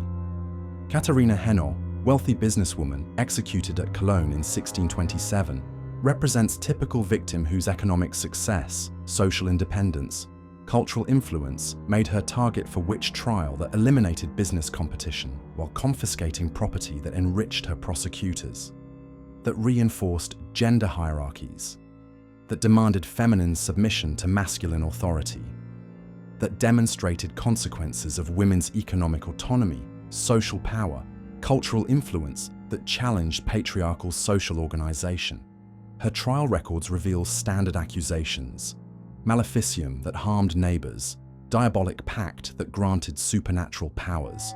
attendance at witches' sabbaths that provided detailed testimony about organized diabolic cult that inquisitors claimed to discover through their investigations, but actually constructed through leading questions, torture techniques, legal procedures that guaranteed conviction, regardless of evidence or testimony that might contradict predetermined conclusions about diabolic conspiracy. The regional variations in witch trial intensity, victim selection, legal procedures reveal underlying social tensions that witch prosecutions serve to resolve through eliminating individuals whose social roles, economic activities, cultural practices represented challenges to established authority structures, religious orthodoxy, gender hierarchies that required systematic reinforcement through legal violence, disguised as spiritual warfare against diabolic enemies. The Germanic territories that experienced most intensive witch persecution also witnessed significant social upheaval, economic disruption, religious conflict that created conditions favorable to scapegoating mechanisms that channeled collective anxiety toward vulnerable populations, whose elimination promised restoration of social order, divine blessing,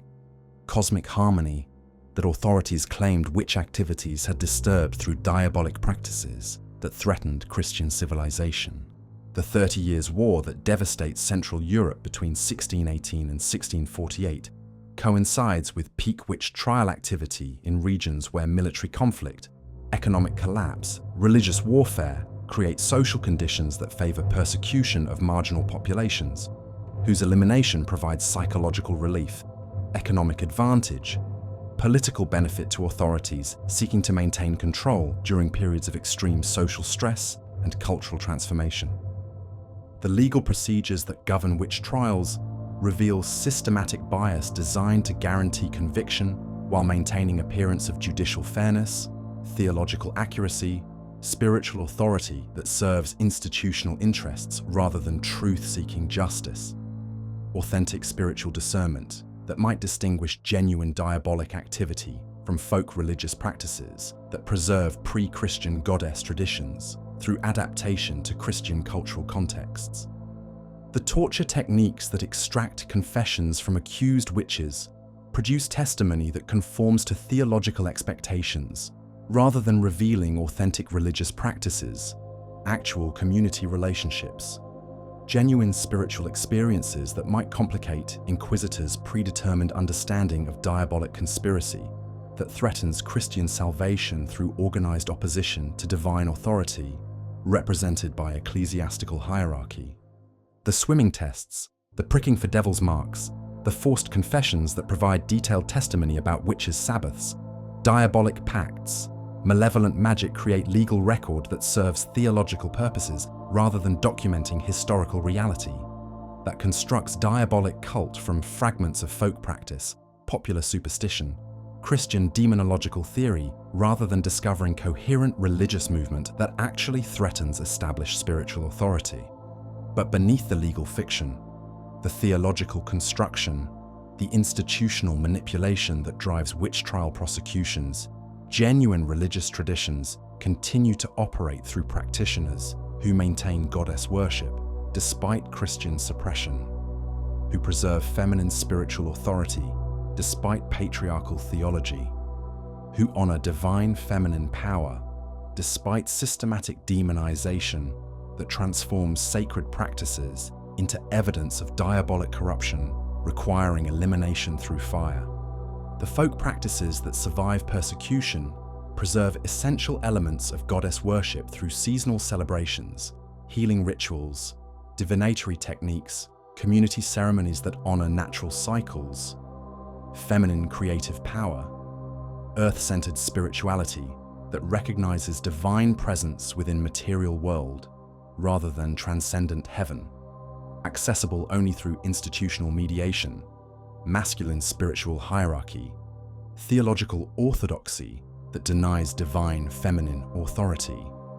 The fairy beliefs that persist throughout witch trial period preserve goddess traditions through folklore that presents supernatural feminine figures as dangerous, but not necessarily evil, powerful, but not inherently malevolent, autonomous but not diabolic in ways that maintain memory of divine feminine authority, while avoiding direct challenge to Christian theological claims about exclusive divine power belonging to masculine deity who tolerates no rivals. The wise woman traditions that survive witch persecutions adapt goddess wisdom to Christian cultural contexts through practices that appear as natural healing, weather prediction, agricultural guidance, practical assistance that serves community needs without claiming divine authority, challenging theological orthodoxy, threatening institutional hierarchy in ways that might provoke systematic suppression designed to eliminate remnants of pre-Christian religious traditions. But adaptation requires compromise, Survival demands concealment. Persistence necessitates transformation that gradually eliminates authentic goddess worship from European popular religion while preserving fragments, shadows, echoes of divine feminine authority, in forms that no longer threaten patriarchal Christianity's claims to exclusive spiritual power, comprehensive theological truth, complete religious authority over populations trained to find salvation through institutional channels rather than direct divine contact. The witch trials achieve their purpose not through eliminating every practitioner of traditional religion, but through creating climate of fear that makes goddess worship impossible to practice openly, dangerous to preserve consciously, fatal to transmit deliberately to future generations who learn to fear rather than honor divine feminine power, who associate women's spiritual authority with diabolic deception, who internalize theological claims that equate feminine autonomy with spiritual corruption requiring masculine correction. The final effect proves more devastating than complete elimination might have been, because fear proves more effective than force at preventing religious revival, cultural recovery, spiritual renaissance that might challenge patriarchal Christianity's theological dominance through recovering authentic goddess traditions that once provided alternative access to divine truth, cosmic wisdom, spiritual authority that transcended gender categories, institutional boundaries, theological limitations. The fires that consume accused witches across Europe between 1450 and 1750 eliminate more than individual lives. They destroy cultural memory, religious knowledge, spiritual practices that connected European populations to pre-Christian goddess traditions. Through living practice rather than historical scholarship, through community participation rather than individual study, through direct experience rather than theoretical understanding that reduces religion to intellectual exercise rather than transformative spiritual practice. The smoke that rises from witch trial pyres carries with it final breath of goddess worship as popular religious practice, as community spiritual resource, as alternative religious authority that once challenged Christianity's claims to exclusive divine truth, comprehensive spiritual wisdom, complete religious authority over populations that found in goddess traditions spiritual satisfaction, practical assistance, cultural continuity, that official Christianity could not provide through institutional channels designed to serve hierarchy rather than community, orthodoxy rather than authenticity, control rather than liberation. But elimination proves incomplete, suppression temporary, victory provisional for patriarchal Christianity that discovers goddess worship, possesses capacity for underground survival, adaptation through concealment, renaissance through cultural change that creates conditions favorable to recovery of suppressed spiritual traditions that preserved essential elements of divine feminine authority, despite centuries of systematic persecution designed to make goddess worship impossible for European populations, trained to fear rather than honor sacred feminine power that once ruled heaven and earth through wisdom rather than force, love rather than fear, creativity rather than destruction, that encompasses all possibilities within divine mystery. The darkness should have swallowed her completely. In the crypt of Montserrat, where Benedictine monks have guarded secrets for 1,000 years, the Black Madonna sits enthroned in shadows that candlelight cannot entirely penetrate. Her ebony face holds mysteries that official explanations, smoke damage, chemical darkening, artistic convention, cannot adequately address.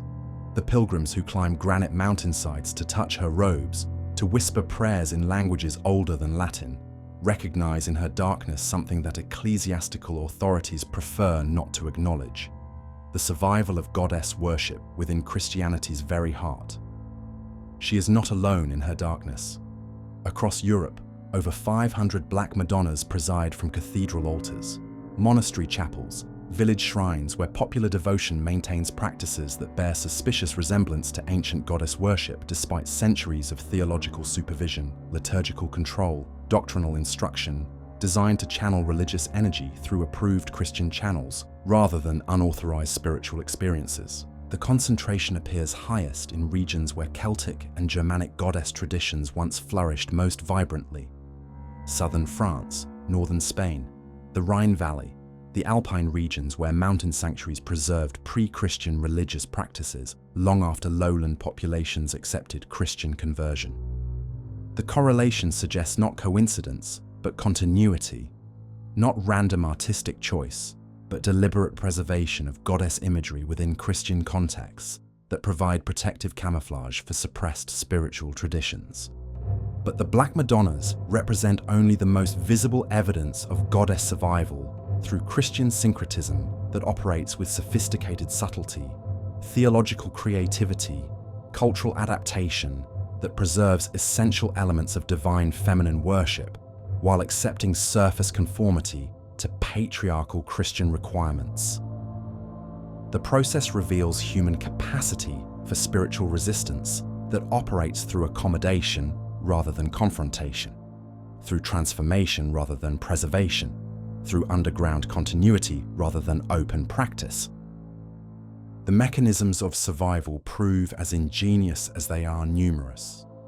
Saint Bridget of Ireland embodies perfect synthesis between Celtic goddess Brigid and Christian saint, preserving ancient associations with poetry, smithcraft, healing, sacred fire through biographical details that honor pre-Christian traditions while accepting Christian interpretive frameworks.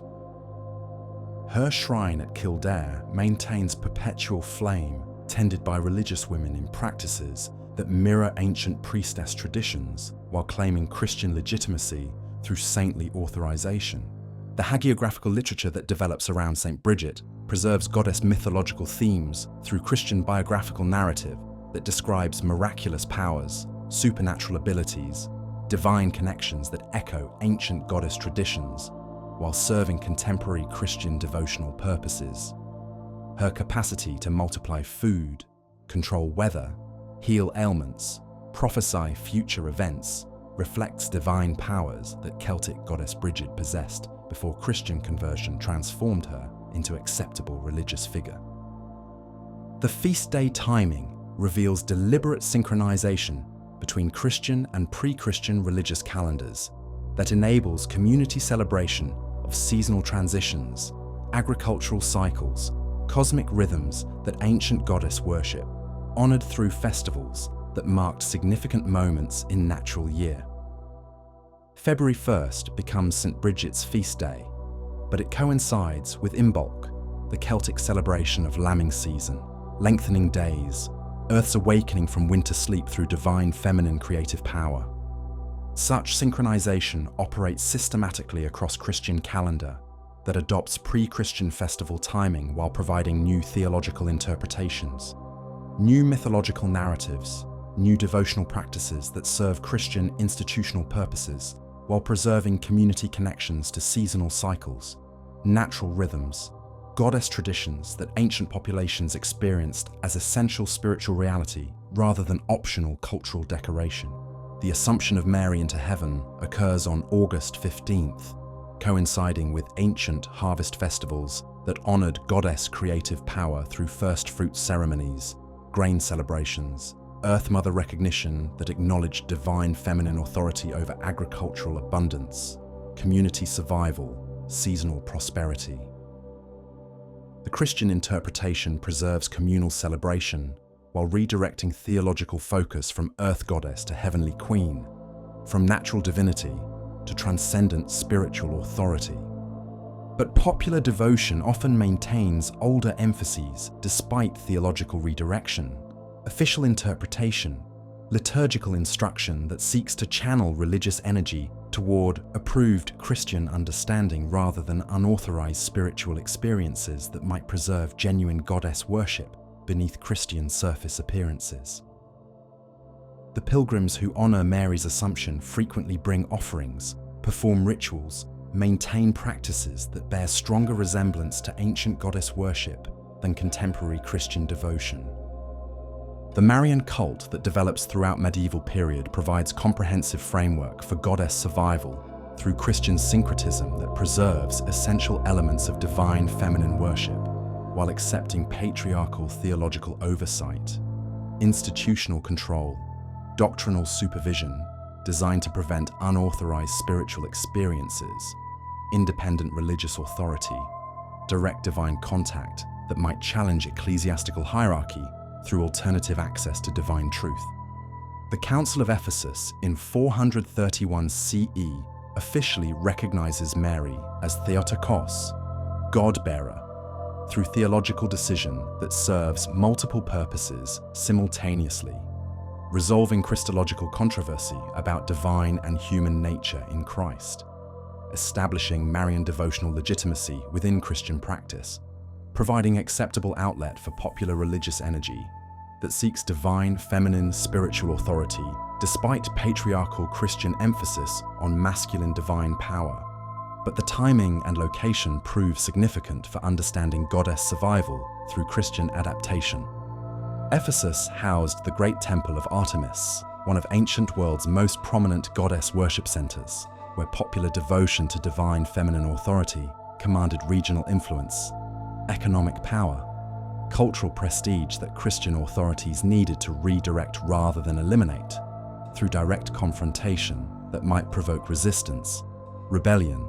underground religious preservation.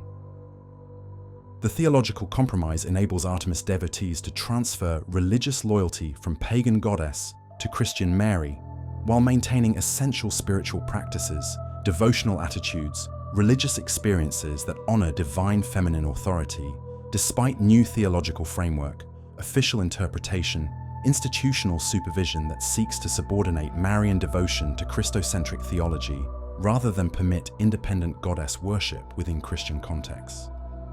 The result creates religious synthesis that preserves goddess traditions through Christian forms while serving institutional purposes that require theological orthodoxy, ecclesiastical control, doctrinal conformity designed to channel spiritual energy through approved religious channels rather than unauthorized divine contact that might challenge patriarchal Christian authority through alternative access to spiritual truth, cosmic wisdom, divine power. But synthesis proves unstable, adaptation temporary, subordination incomplete for goddess traditions that possess inherent vitality, spiritual authenticity, religious power that cannot be permanently contained within patriarchal frameworks designed to limit rather than facilitate divine feminine worship, direct spiritual experience, autonomous religious authority that transcends institutional boundaries, theological limitations, ecclesiastical supervision.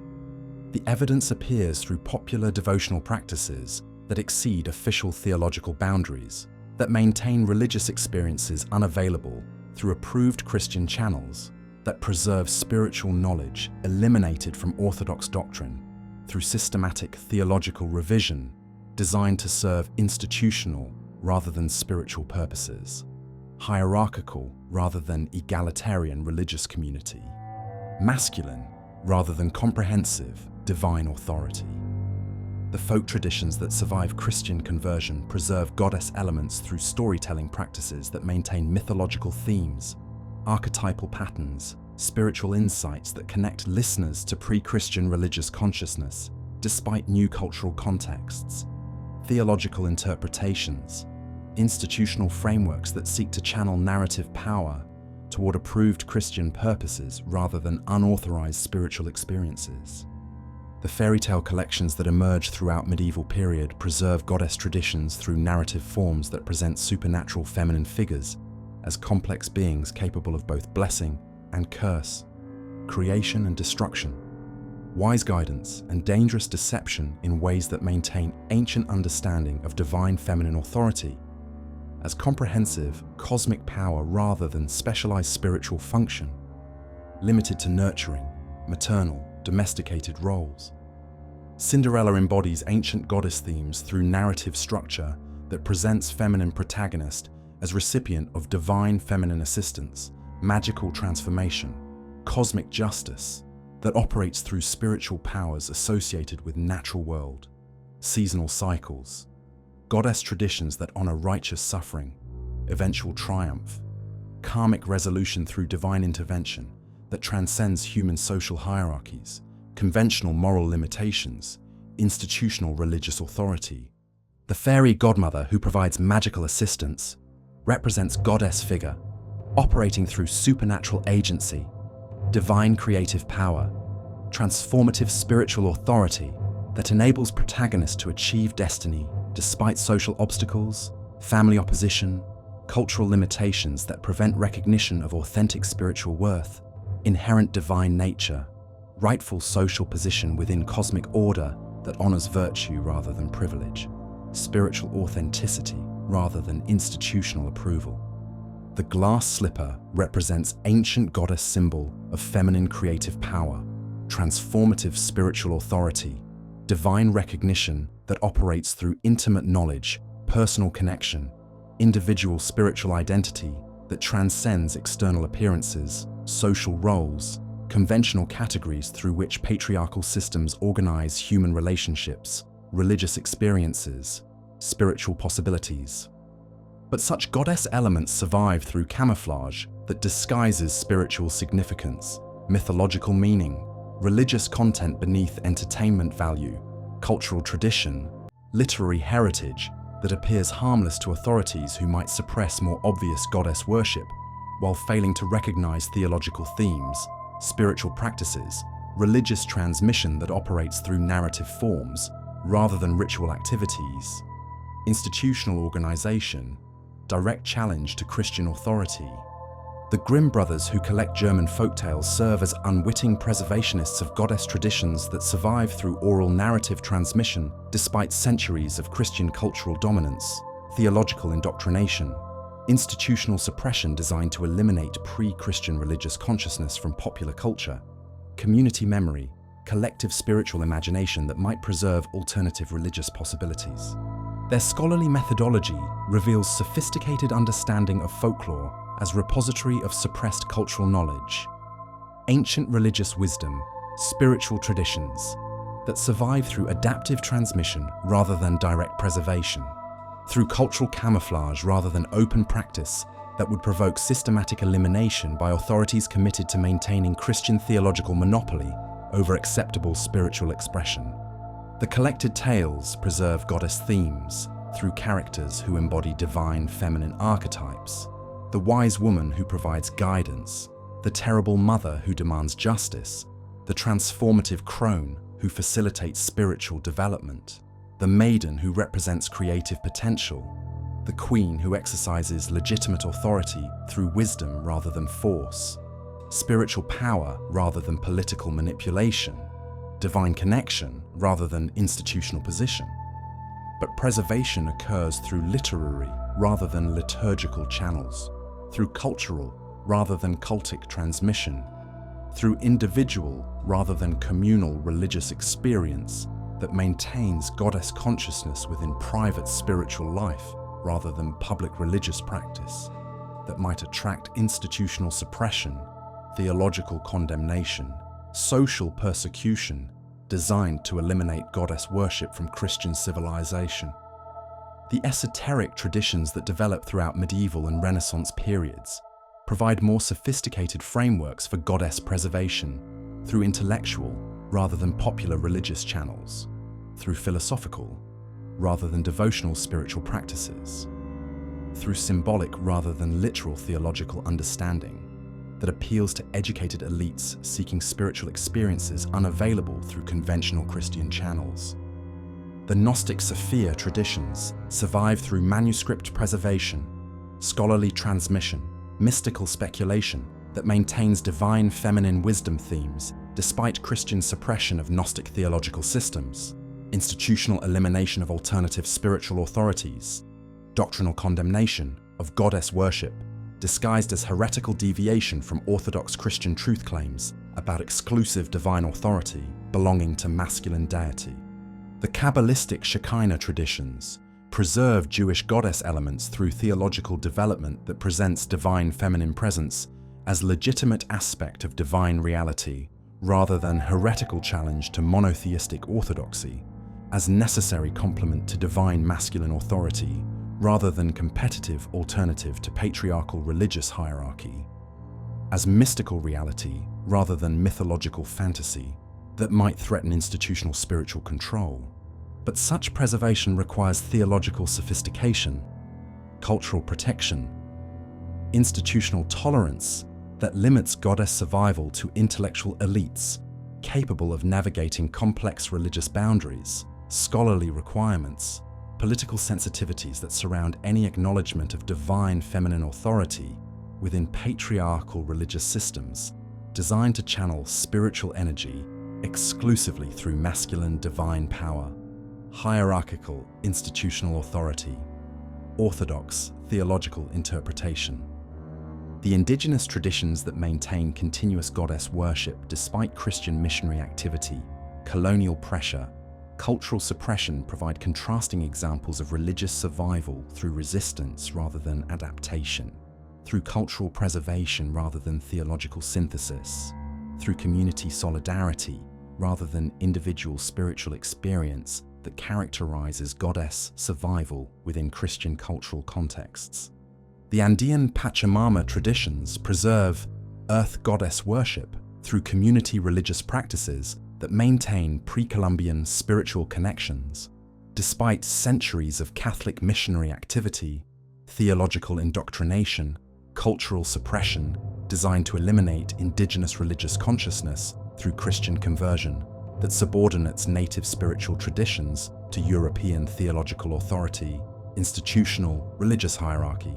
orthodox doctrinal interpretation. The African diaspora traditions that survive Atlantic slave trade preserve goddess worship through religious synthesis that creates new spiritual forms, Santeria, Candomblé, Vodou, that honor divine feminine authority through African goddess figures adapted to New World cultural contexts, while maintaining essential spiritual practices,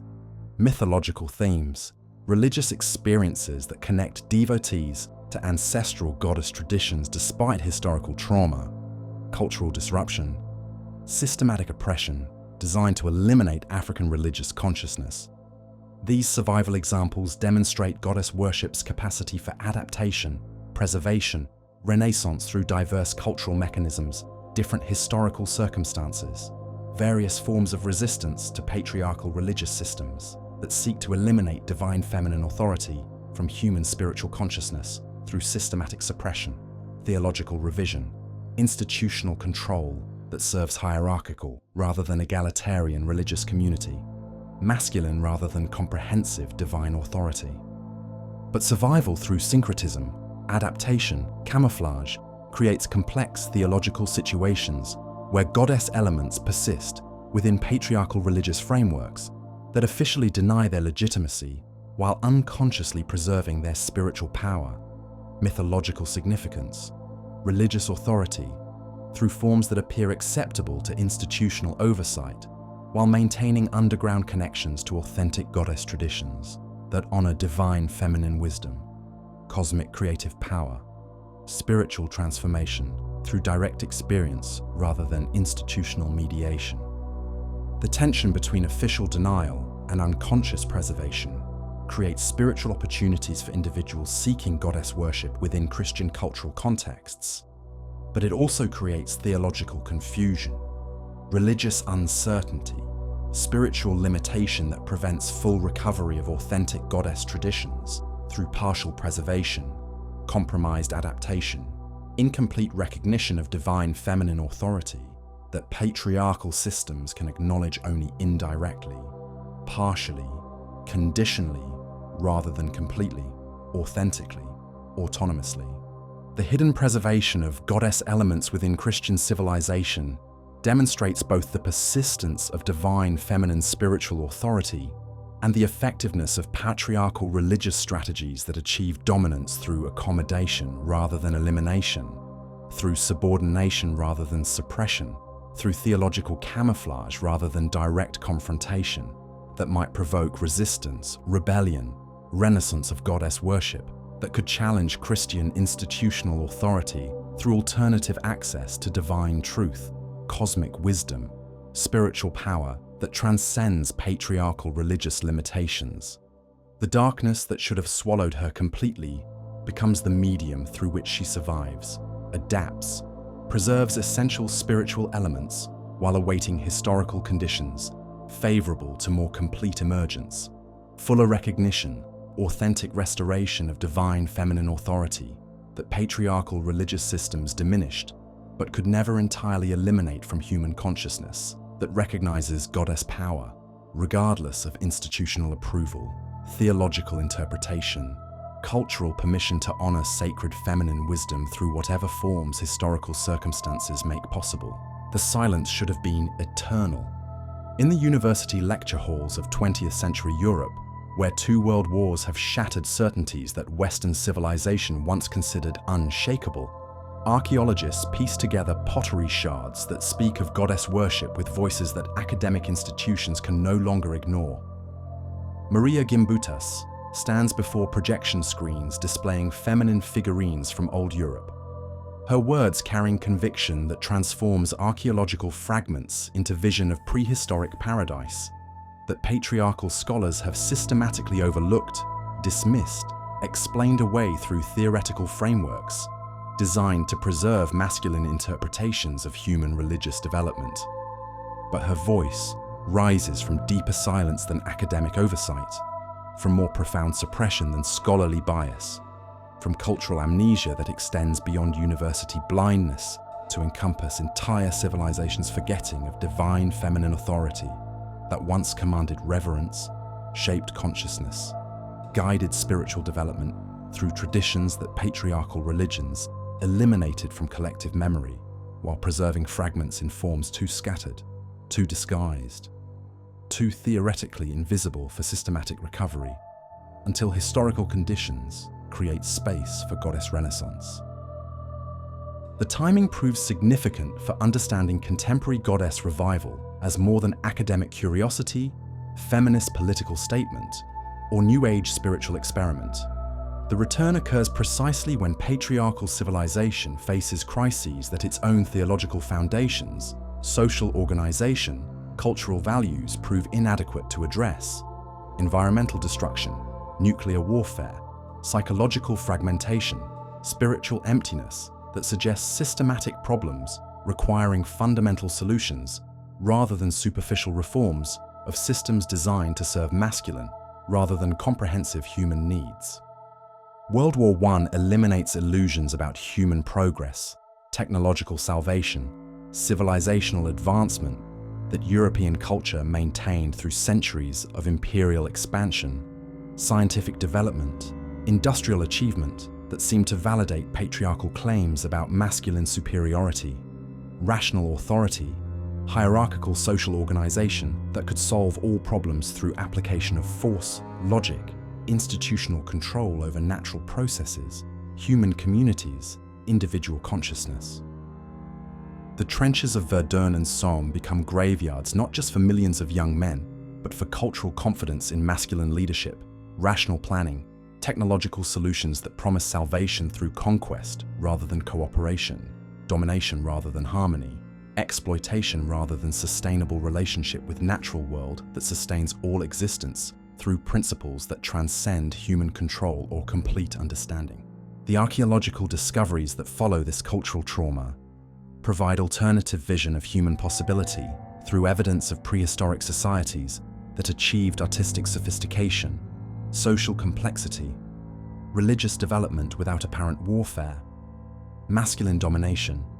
environmental destruction that characterizes patriarchal civilization throughout its historical development from ancient empires to modern nation-states that compete for resources, territory, cultural influence through methods that threaten planetary survival, species continuation, collective sanity.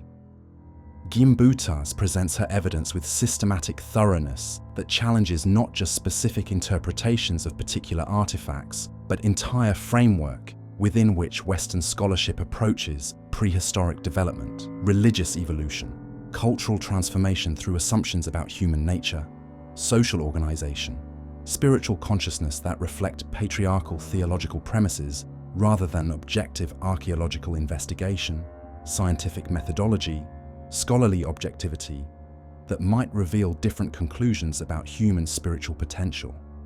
The goddess figurines she catalogues speak of consciousness that recognized divine presence in feminine creative power, that honored women's spiritual authority as authentic religious leadership, that maintained social organization based on cooperation rather than competition, ecological harmony rather than environmental exploitation, cyclical understanding of time that emphasizes sustainability rather than linear progress toward goals that require destruction of existing conditions to achieve future improvements. But her interpretation encounters resistance from archaeological establishment that recognizes threat to foundational assumptions about human development, religious evolution, cultural progress, that support not just academic theories, but political systems, economic structures, social hierarchies that depend on patriarchal premises about masculine superiority, rational authority, hierarchical organization that justify existing power arrangements through claims about natural law, divine mandate, evolutionary necessity that make alternative social organizations appear impossible, undesirable, dangerous to attempt. The scholarly debates that surround her work reveal more about contemporary cultural tensions than ancient religious practices, more about modern spiritual hunger than prehistoric goddess worship, more about institutional resistance to paradigm change than objective evaluation of archaeological evidence that might support conclusions uncomfortable to patriarchal civilization that has forgotten its own historical contingency, its particular rather than universal character, its recent rather than eternal dominance over human consciousness. Yet her vision resonates beyond academic circles, with audiences seeking spiritual alternatives to patriarchal religions that seem inadequate for addressing contemporary crises, environmental challenges, psychological needs, cultural transformation that requires fundamental rather than superficial change in human consciousness, social organization, relationship to natural world that sustains all existence through processes that transcend human manipulation, institutional control, technological intervention. The feminist movement that emerges throughout 20th century provides political framework for goddess revival through analysis that connects women's social subordination to theological systems that deny divine feminine authority, that eliminate women from religious leadership, that define spirituality through masculine rather than comprehensive human experience that includes rather than excludes feminine wisdom, cyclical consciousness, earth-centered values that honor sustainability over expansion, cooperation over competition, harmony over conquest. Carol Christ stands before audiences in California universities, where countercultural movements challenge established authorities, conventional wisdom, traditional values through spiritual experimentation that seeks direct experience of divine presence rather than institutional mediation, theological interpretation, ecclesiastical authority that claims exclusive access to sacred truth while failing to provide spiritual satisfaction, practical guidance, authentic transformation that contemporary seekers require for psychological wholeness, cultural renewal, planetary survival. Her words carry power of personal testimony rather than academic theory, of lived experience rather than scholarly speculation, of spiritual discovery rather than theological construction, as she describes encounters with goddess presence that transform understanding of divine nature, human potential, religious possibility through direct contact, that validates feminine spiritual authority, earth-centered consciousness, cyclical rather than linear spiritual development. But her experience proves representative rather than unique, typical rather than exceptional of spiritual renaissance that occurs throughout Western culture as increasing numbers of individuals discover in goddess worship spiritual nourishment unavailable through patriarchal religions. Psychological healing impossible within masculine theological frameworks. Cultural alternatives necessary for addressing contemporary crises that require feminine wisdom. Earth-centered values, cooperative rather than competitive social organization. The Wiccan revival that Gerald Gardner initiates in post-war Britain provides practical framework for goddess worship through ritual practices, seasonal celebrations, magical techniques that honor divine feminine authority, while drawing from historical sources, folk traditions, personal inspiration that creates new forms of ancient spirituality adapted to contemporary cultural conditions, psychological needs, spiritual requirements. The movement attracts practitioners seeking direct spiritual experience rather than institutional mediation, personal religious authority rather than ecclesiastical supervision, earth-centered practice rather than transcendent theology that separates divine presence from natural world, human consciousness, immediate spiritual reality, accessible through ritual participation rather than theoretical study, doctrinal acceptance, hierarchical approval. But Wiccan development reveals tensions inherent in any attempt to recover suppressed religious traditions through contemporary cultural forms, modern psychological understanding, present social conditions that differ dramatically from historical contexts within which authentic goddess worship once flourished as community religion, cultural foundation, comprehensive worldview that shaped every aspect of human experience rather than specialized spiritual practice confined to private devotion, weekend workshops, seasonal gatherings. The challenge intensifies through popular appropriation that transforms goddess traditions into spiritual commodities consumed by seekers who want mystical experience without mystical commitment, divine connection without lifestyle transformation, religious empowerment without community responsibility that authentic spiritual development requires from serious practitioners committed to comprehensive rather than superficial engagement with divine mystery. The New Age movement that emerges throughout later 20th century provides both opportunity and obstacle for goddess revival through cultural framework that validates spiritual experimentation while encouraging consumer approach to religious practice, that reduces ancient traditions to techniques for personal empowerment, psychological healing, individual transformation, rather than comprehensive worldview, community practice, cultural revolution that authentic goddess worship entailed for societies that organized entire existence around divine feminine authority. Such appropriation worries scholars who recognize that popular enthusiasm often ignores historical accuracy, cultural authenticity,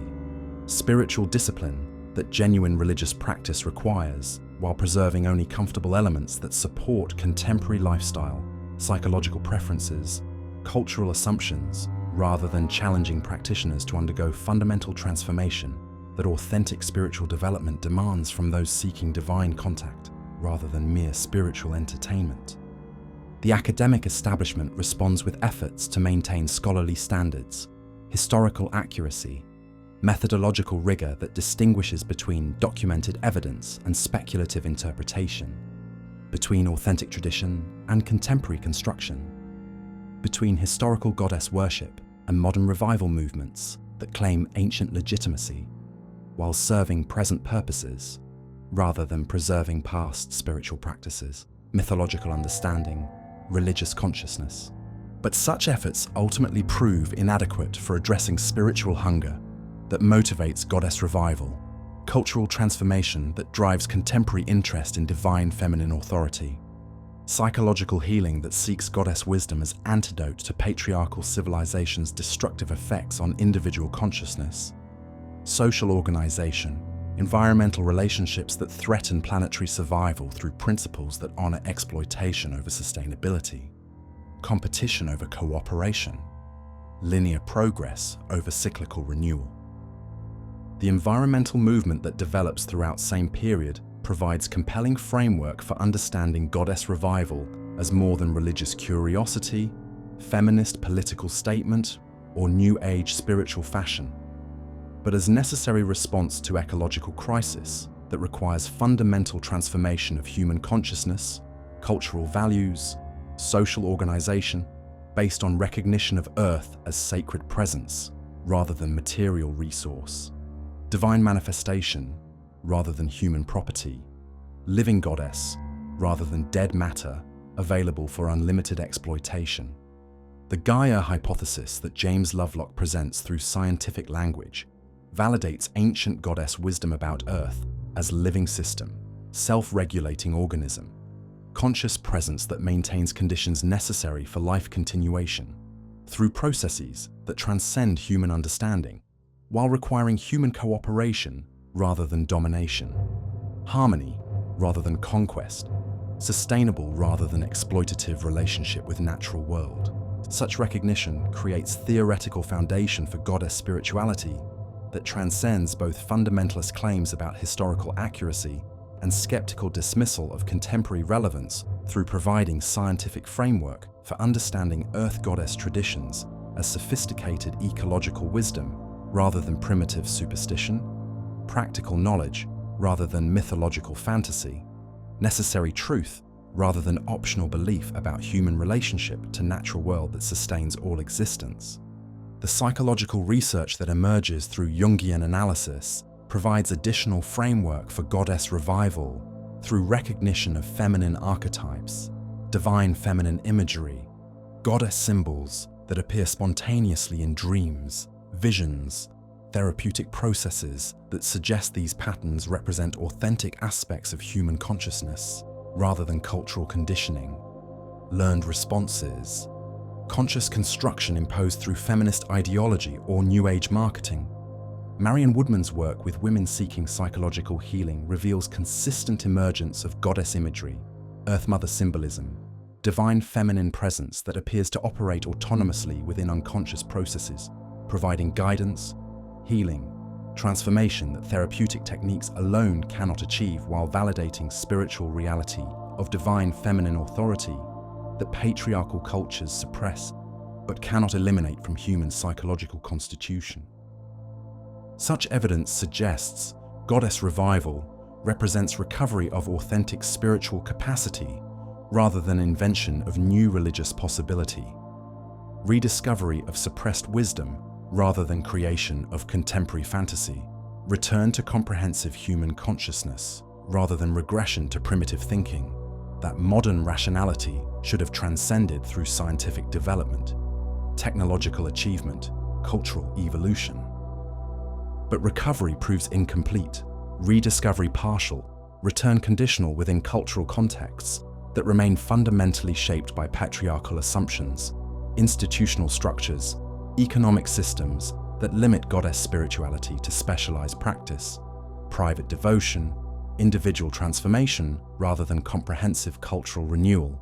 social reorganization, civilizational transformation that authentic goddess worship would require for complete restoration of divine feminine authority. The tension between individual spiritual experience and collective cultural resistance creates opportunities for personal transformation while maintaining systemic obstacles to social change that goddess consciousness implies through its emphasis on cooperation over competition, sustainability over exploitation, cyclical renewal over linear progress that threatens existing power arrangements, economic interests, political authorities that benefit from patriarchal organization. Yet the momentum continues building through multiple channels that reinforce each other while serving different populations, addressing various needs, providing diverse approaches to common recognition that divine feminine authority offers necessary alternatives to patriarchal consciousness that proves inadequate for contemporary challenges, spiritual requirements, cultural transformation that planetary survival demands. The artistic renaissance that accompanies goddess revival provides cultural forms through which suppressed feminine wisdom finds contemporary expression in literature, visual arts, musical creation, theatrical performance that makes goddess consciousness accessible to populations who might not engage with academic research, ritual practice, political analysis,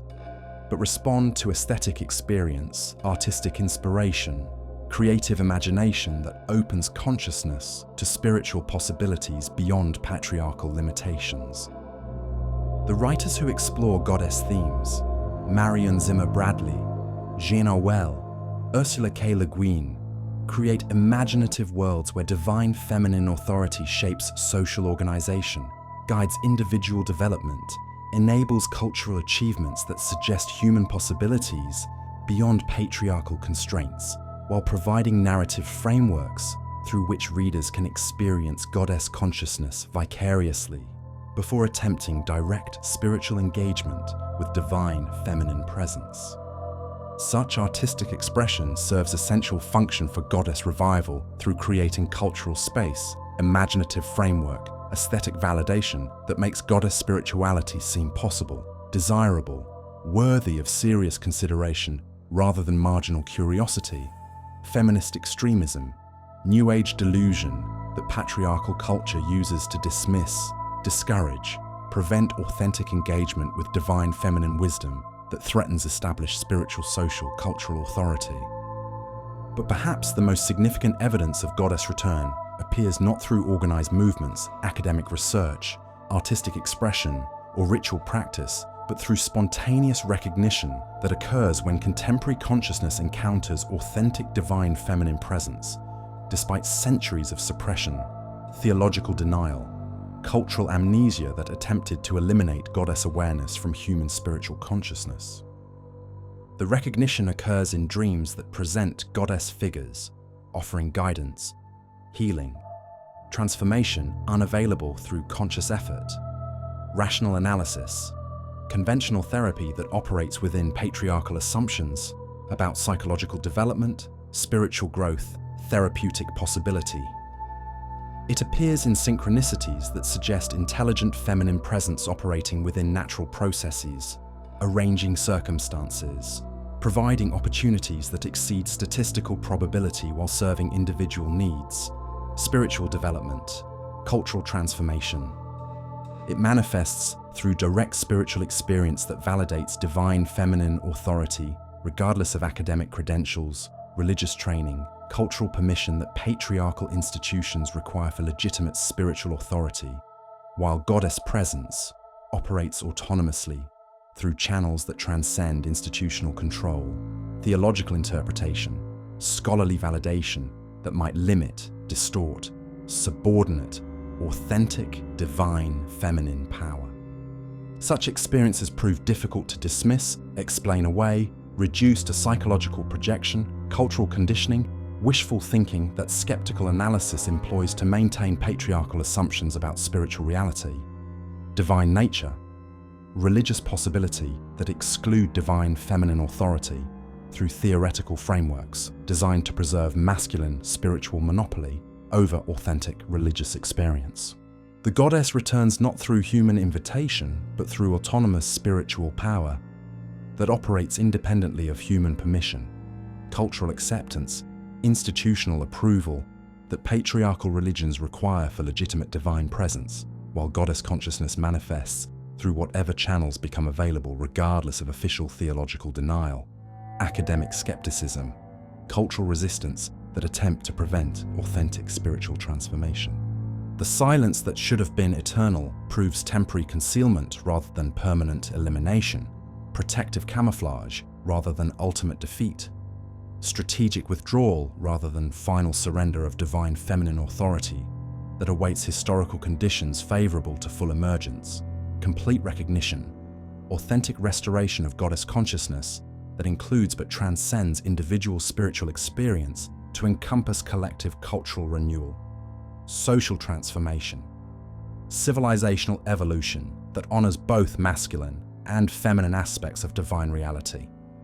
She returns through every consciousness willing to recognize divine feminine authority, through every heart capable of receiving goddess wisdom, through every soul ready to participate in cultural transformation that requires both personal spiritual development and collective social change, both individual psychological healing and systemic cultural renewal that addresses root causes rather than superficial symptoms of patriarchal civilizations' destructive effects on human consciousness, natural environment, planetary survival. The goddess is not coming back. She never left.